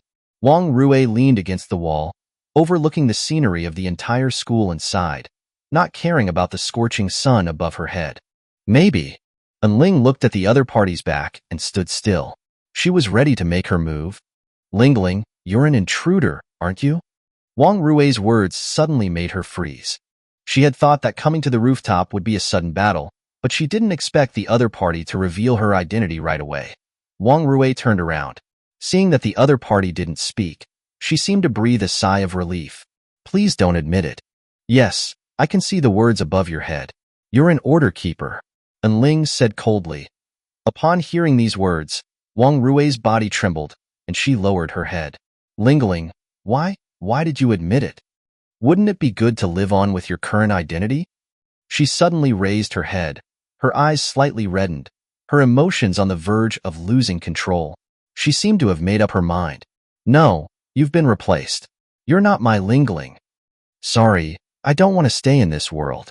As she spoke, and Ling had already taken out her weapon.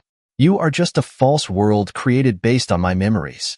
Since Ling, you don't want to stay with me forever, then I'll help you.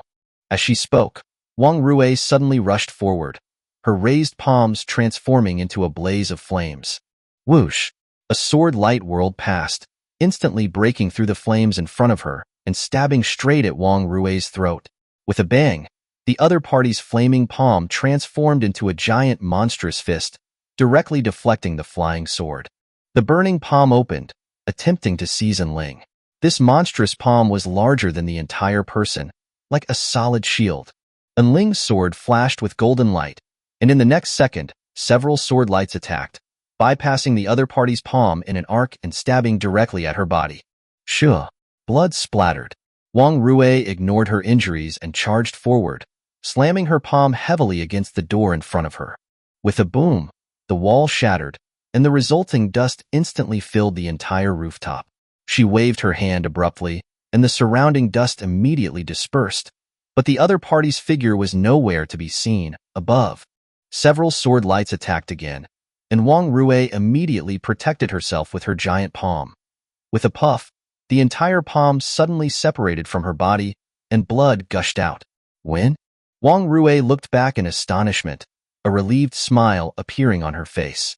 A long sword emitting a golden light pierced her from behind, and her body fell heavily to the ground. Looking at the distant blue sky and the valiant figure with flowing white hair, she struggled to speak. Ling, thank you. I haven't wanted to be this puppet for a long time. Chapter 177. The operation begins. As Wang Rui's voice faded, her entire body began to dissipate, finally vanishing completely before Ling's eyes, as if she had never existed in this world. On the ground lay a red card. Ling slowly landed, walked forward, and picked it up. The back was blank except for a flame pattern, while the front was entirely empty.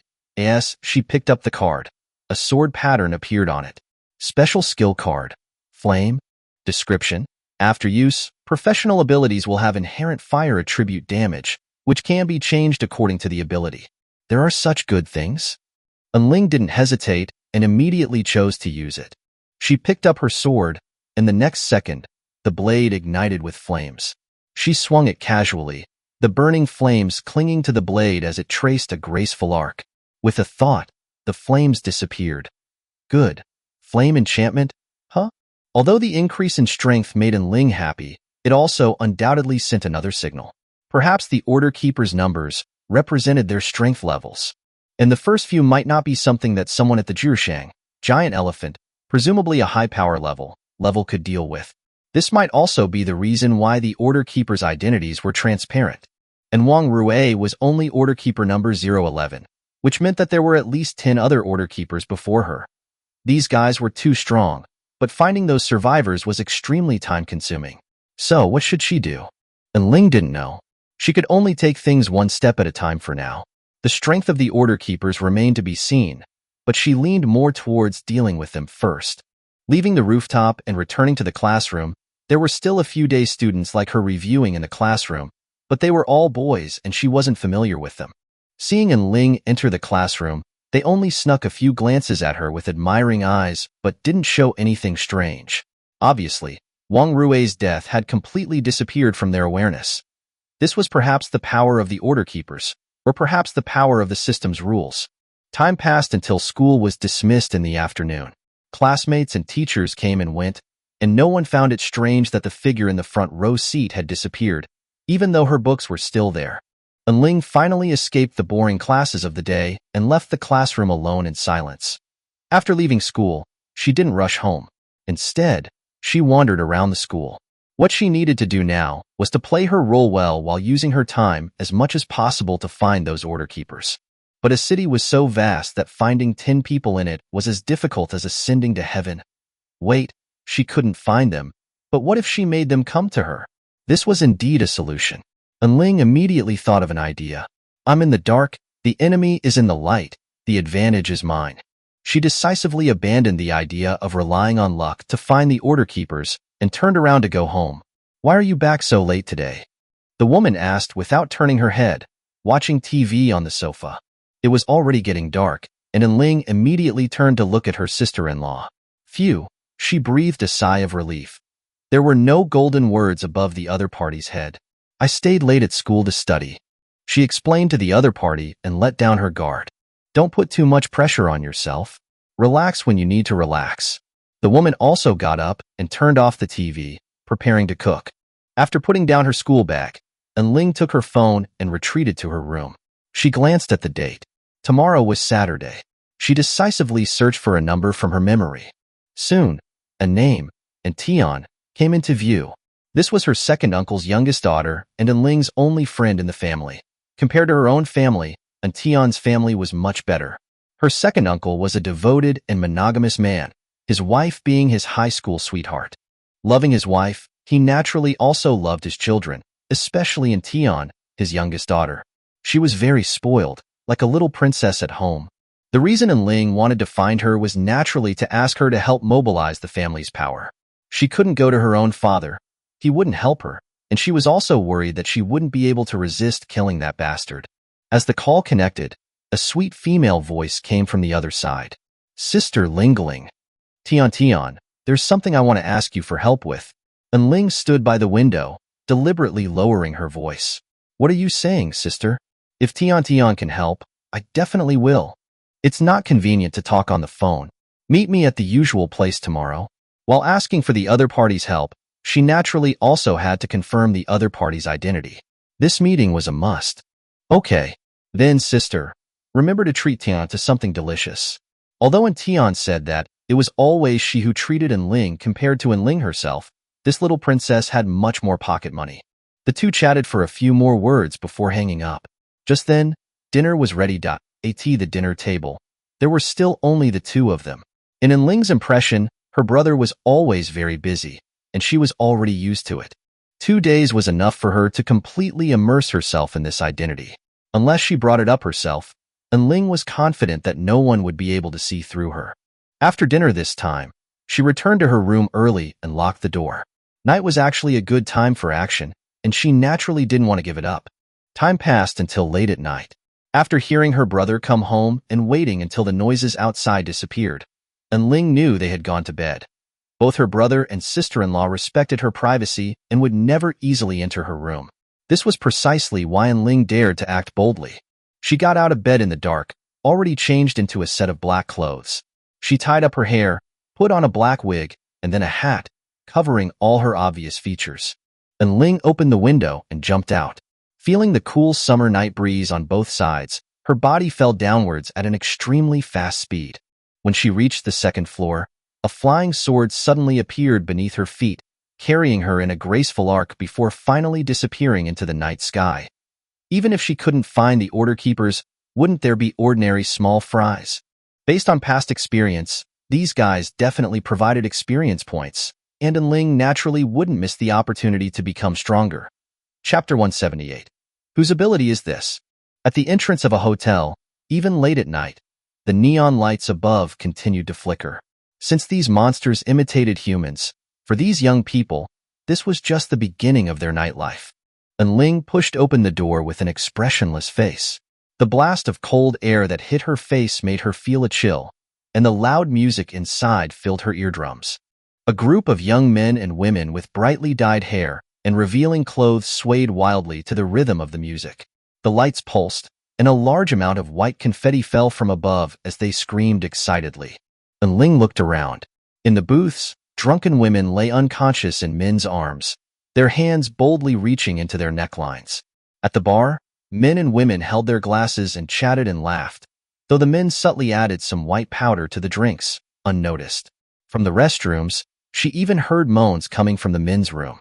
It was a strange man and woman releasing their stress inside under the influence of alcohol, accompanied, of course, by the sounds of people vomiting. Safe hot dancing in the bar, and gropers everywhere on the subway. It seemed the system's imitation was quite realistic. A sneer appeared on Ling's lips, and she felt disgust for the people before her. She had looked around, and there were no order keepers in sight. She could act boldly. Come to think of it, this is my first time in a bar. She squeezed through the crowd and walked onto the DJ stage. Under the watchful eyes of the sexy and hot DJ, she went straight to her. Click. The sound of a switch rang out, and the entire bar instantly fell silent. Everyone on the scene looked over in confusion. Ling picked up the microphone, a sneer on her lips. I just want to say, everyone here is trash. A sword suddenly appeared in her hand, piercing the chest of the DJ next to her. The DJ fell into a pool of blood, but the people around her didn't scream.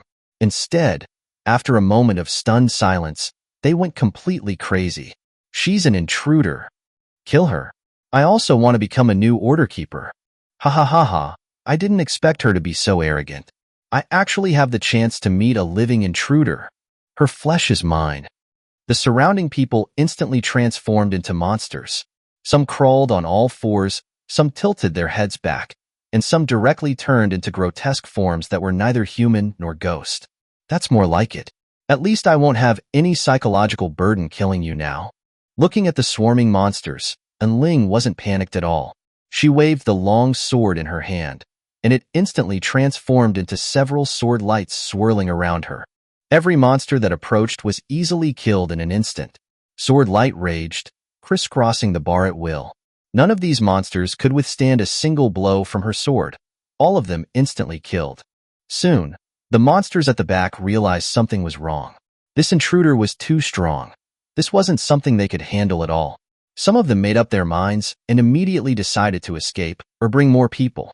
But since Ling dared to attack this place, she had naturally made full preparations. At this moment, a white sword was inexplicably stuck in the doorway. The monsters who wanted to escape suddenly froze. In the next second, a flaming sword light rose and instantly killed them, turning them completely into ashes. Half an hour later, Ling walked out of the bar spotless, as if nothing had happened. Her goal tonight was to level up and prepare for the upcoming battle. After opening the map and confirming the location of the next bar, Ling decisively flew off into the night sky on her sword again. After eliminating several bars and KTVs, the time had reached 3:30 a.m. I have to go back in another hour, Ling murmured. It was summer now, and by 4 a.m., the sky would start to get light, which would no longer be suitable for action. But what Ling didn't know was that despite her secretive actions, such blatant behavior had still attracted the attention of an order keeper. But at this moment, a figure blocked his path. This person's whole body was wrapped in purple lightning, clearly another intruder. Order Keeper 012, what a stroke of luck, the man said with a smile, and then directly attacked the other party. And as an order keeper, all intruders had to die, so he naturally didn't care which one he eliminated first. The two quickly engaged in battle. Both underestimated the other's strength, and they were evenly matched, neither able to gain an advantage for a time. This moment, and Ling had just left a bar, flying in the air on her sword, looking for her next target. Suddenly, she noticed a flashing purple light on the ground in the distance. She didn't believe it was a city power outage. Someone? And Ling immediately turned and flew towards it. Soon, the battle on the ground came into view, and as she hid in the air, the two fighting below didn't notice her at all. It's actually an order keeper. Her face lit up with joy. She hadn't expected her luck to be so good. As for the Esper below, Ling had actually met him before, on the second survival island. She vaguely remembered his name seemed to be Yang Zongliang, and his ability was replication? The lightning ability he was currently using must have been copied from someone. The two fought fiercely, both determined to kill the other. This Order Keeper was different from Wang Rue before. His fighting style was very similar to ordinary monsters. A pair of red wing-like limbs grew from his back, not only greatly enhancing his physical abilities, but also serving as defense and ranged attacks. He was indeed weaker than Order Keeper 011, which confirmed in Ling's previous guess. The battle below continued. A flash of lightning struck, and Yang Zongliang was knocked back heavily, several wounds appearing on his body from the opponent's red thorns. Obviously, as the battle continued, the power he copied was gradually weakening. In addition, it was difficult to master any one ability with the copied and mixed skills, which was also the weakness of this ability. Just one Order Keeper is so difficult to deal with. This is the ability of a War Chariot level Awakened one, and it's not enough. His face was full of unwillingness. He knew that if he continued to fight, he would definitely lose. He had to find a way to leave. Whose ability do you think this is? Chapter 179. Meeting in Tian, luring the snake out of its hole. A clear, cold female voice sounded beside him. Yang Zongliang's body suddenly stiffened, and he abruptly turned his head. A woman dressed in black was walking towards them. The voice was incredibly familiar, but he couldn't immediately recall who it belonged to. Another one? You intruders really are. Order Keeper 012 froze mid-sentence. A sword had somehow pierced his chest. You! He looked down in shock. Flames instantly ignited on the white blade, fiercely burning his body. Ah! He fell to the ground in agony. Just as he cried out, his head was severed, and he instantly lost his life. Yang Zongliang witnessed this scene, his face filled with horror. He unconsciously took a step back. It's you. He trembled with fear. Seeing her attack, how could he not remember who she was? Wasn't this the person their island lord had been searching for? No, wait. Zhang Qingshan and Ling hadn't met. She couldn't possibly know his level and profession. As long as he didn't mention the ARC organization, he would be fine. Thinking of this, Yang Zongliang suddenly regained his confidence. This is the ability of a War Chariot level Awakened. I joined their organization and became one of their most valued members. That's why they allowed me to copy it. Clearly, he wanted to use the strength of this War Chariot level Awakened to pressure Ling, making her afraid to act rashly and deter her through fear of repercussions. But who would have thought that not only was she not afraid, but her smile deepened. So you were the one who just joined them last time? She asked. Of course. There are hundreds of people in the organization, and few receive such treatment as soon as they enter. Yang Zongliang didn't notice the change in her expression at all. His face still held a hint of pride. After all, the more detailed her questions, the more afraid she was of the organization. Very well, it seems I can't let you live. That's good to know. You should be aware that a War Chariot level is a powerhouse who can dominate a region. Offending him won't do you any good. He laughed, but his expression immediately stiffened. Wait, what did you just say? The leader of the ARC organization, a scum of a human being. And Ling snorted coldly. Looking at the terrified Yang Zongliang who was trying to escape, several sword lights instantly killed him. With a flick of her finger, the card that had appeared on the ground where Order Keeper 012 had died flew into her hand. Special Enhancement Card. Body. Description. Enhances all physical functions. After using this card, Ling could clearly feel her physical fitness improve again. Although her abilities weren't enhanced, it was at least equivalent to a usual, strong in will, though feeble in body. Blessing. Tonight's harvest was good. It was time to return. The next morning, after only a few hours of rest, Ling prepared to get up. To maintain her persona, she ultimately decided to wear a dress and go out. After all, in the eyes of outsiders, she had always been a beautiful girl who was extremely concerned with her appearance. It was strange, thinking about her past experiences. Before leaving the family, she had never enjoyed anything that belonged to a girl. It wasn't until she moved out that she finally had the right and courage. This was the reason why Ling loved wearing dresses so much. Today happened to be Saturday, so she could sleep in for a few hours. As for breakfast, with her brother not around, she chose to skip it. Her sister-in-law wouldn't tell on her anyway.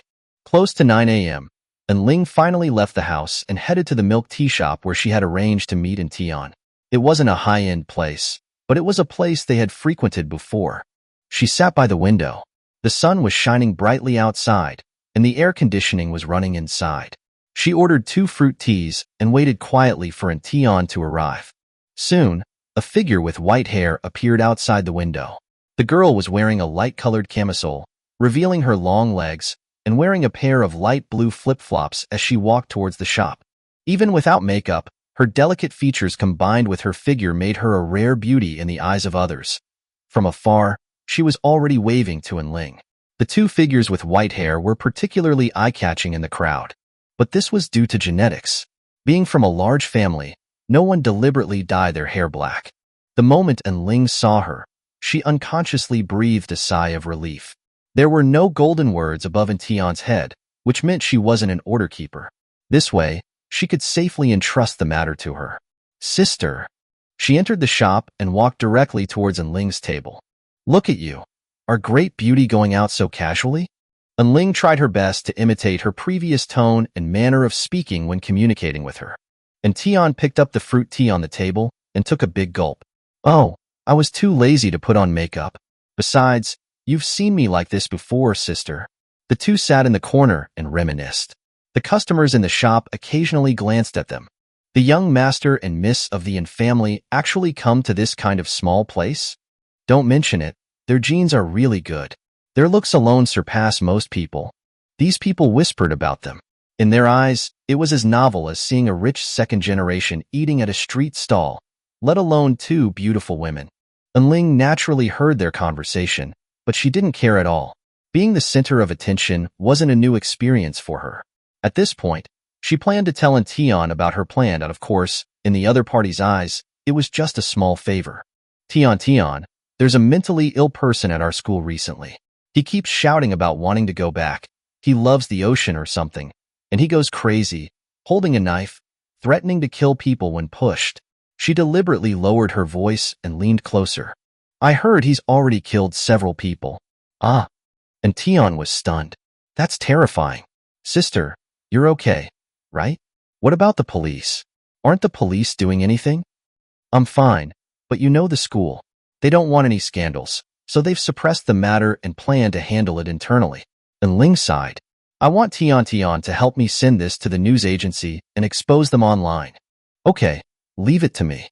I'll expose that hateful school as soon as I get back. Tian said indignantly, then looked at Ling's sister, or I can help you transfer schools. It's too dangerous. It's okay, Tian. I can take care of myself. Besides, the college entrance exam is coming soon, and I have to focus on studying, right? Hearing this, Tian seemed to understand. That's true. Then, sister, you must be extra careful. Chapter 180. A Strange Family.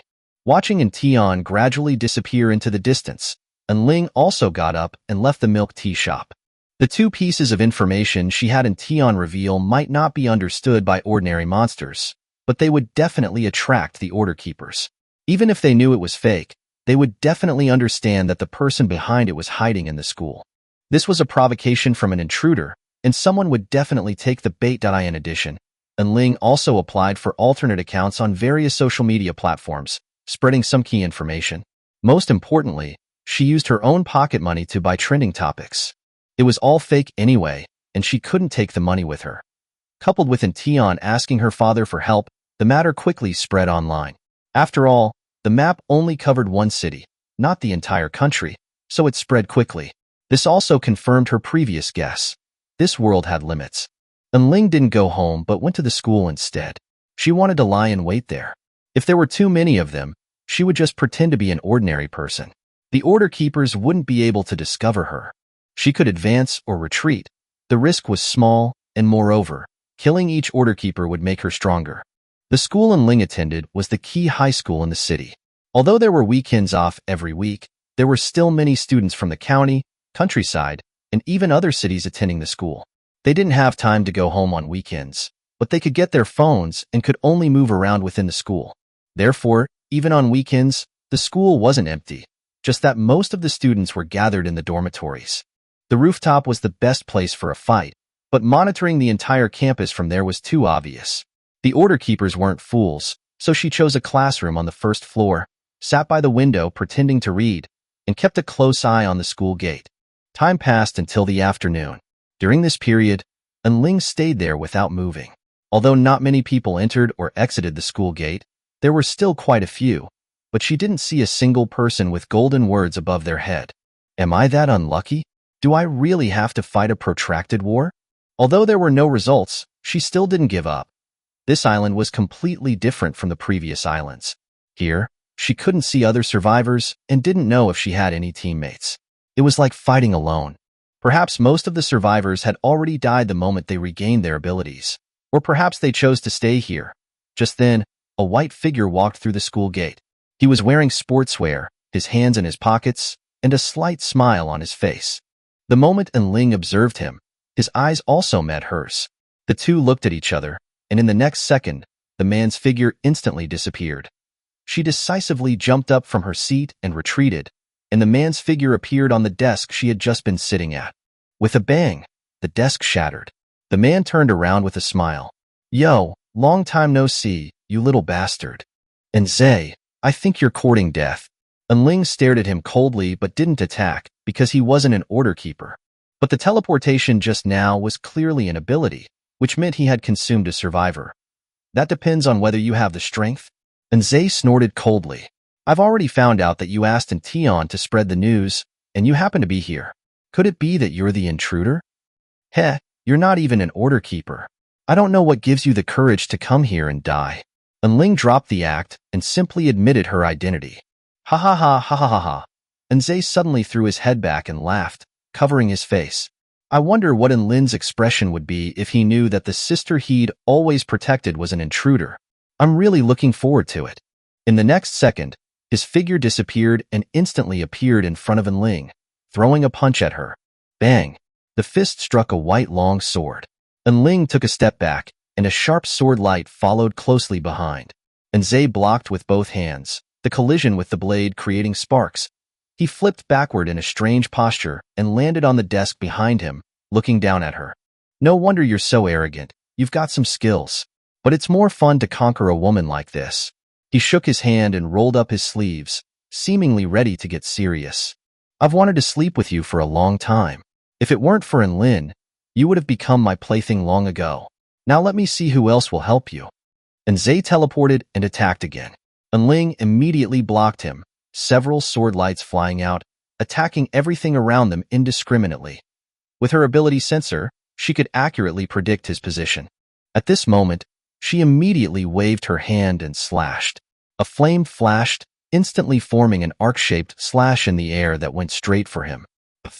Blood splattered. And Zay looked at his arm in disbelief. He had actually been injured. You bastard, you're courting death. Enraged, he reappeared beside Ling. A roundhouse kick containing terrifying power aimed directly at her head. Ling immediately plunged her sword into the ground. Boom!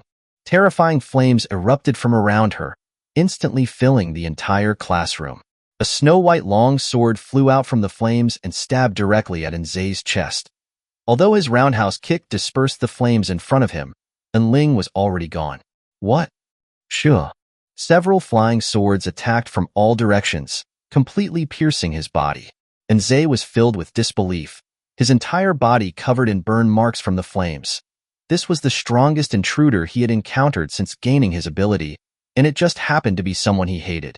He closed his eyes unwillingly, his body falling to its knees, and then flames ignited on his body, and Ling, who was watching all this with cold eyes, was equally shocked. Zay clearly wasn't an order keeper, so why was he so strong? His strength far surpassed that of order keepers 011 and 012, so why was he just a small fry? No. He never transformed into a monster from beginning to end, instead fighting in human form. He couldn't transform into a monster? Or, he wasn't a monster to begin with. Ling frowned deeply. Rather than saying there was something wrong with Zay, it was more like there was something wrong with the family. It seems I'll have to visit the family when I have the chance. This family is very unusual. Ling picked up the card on the ground and decisively left the classroom. The commotion caused by their fight was too loud and might be discovered by others.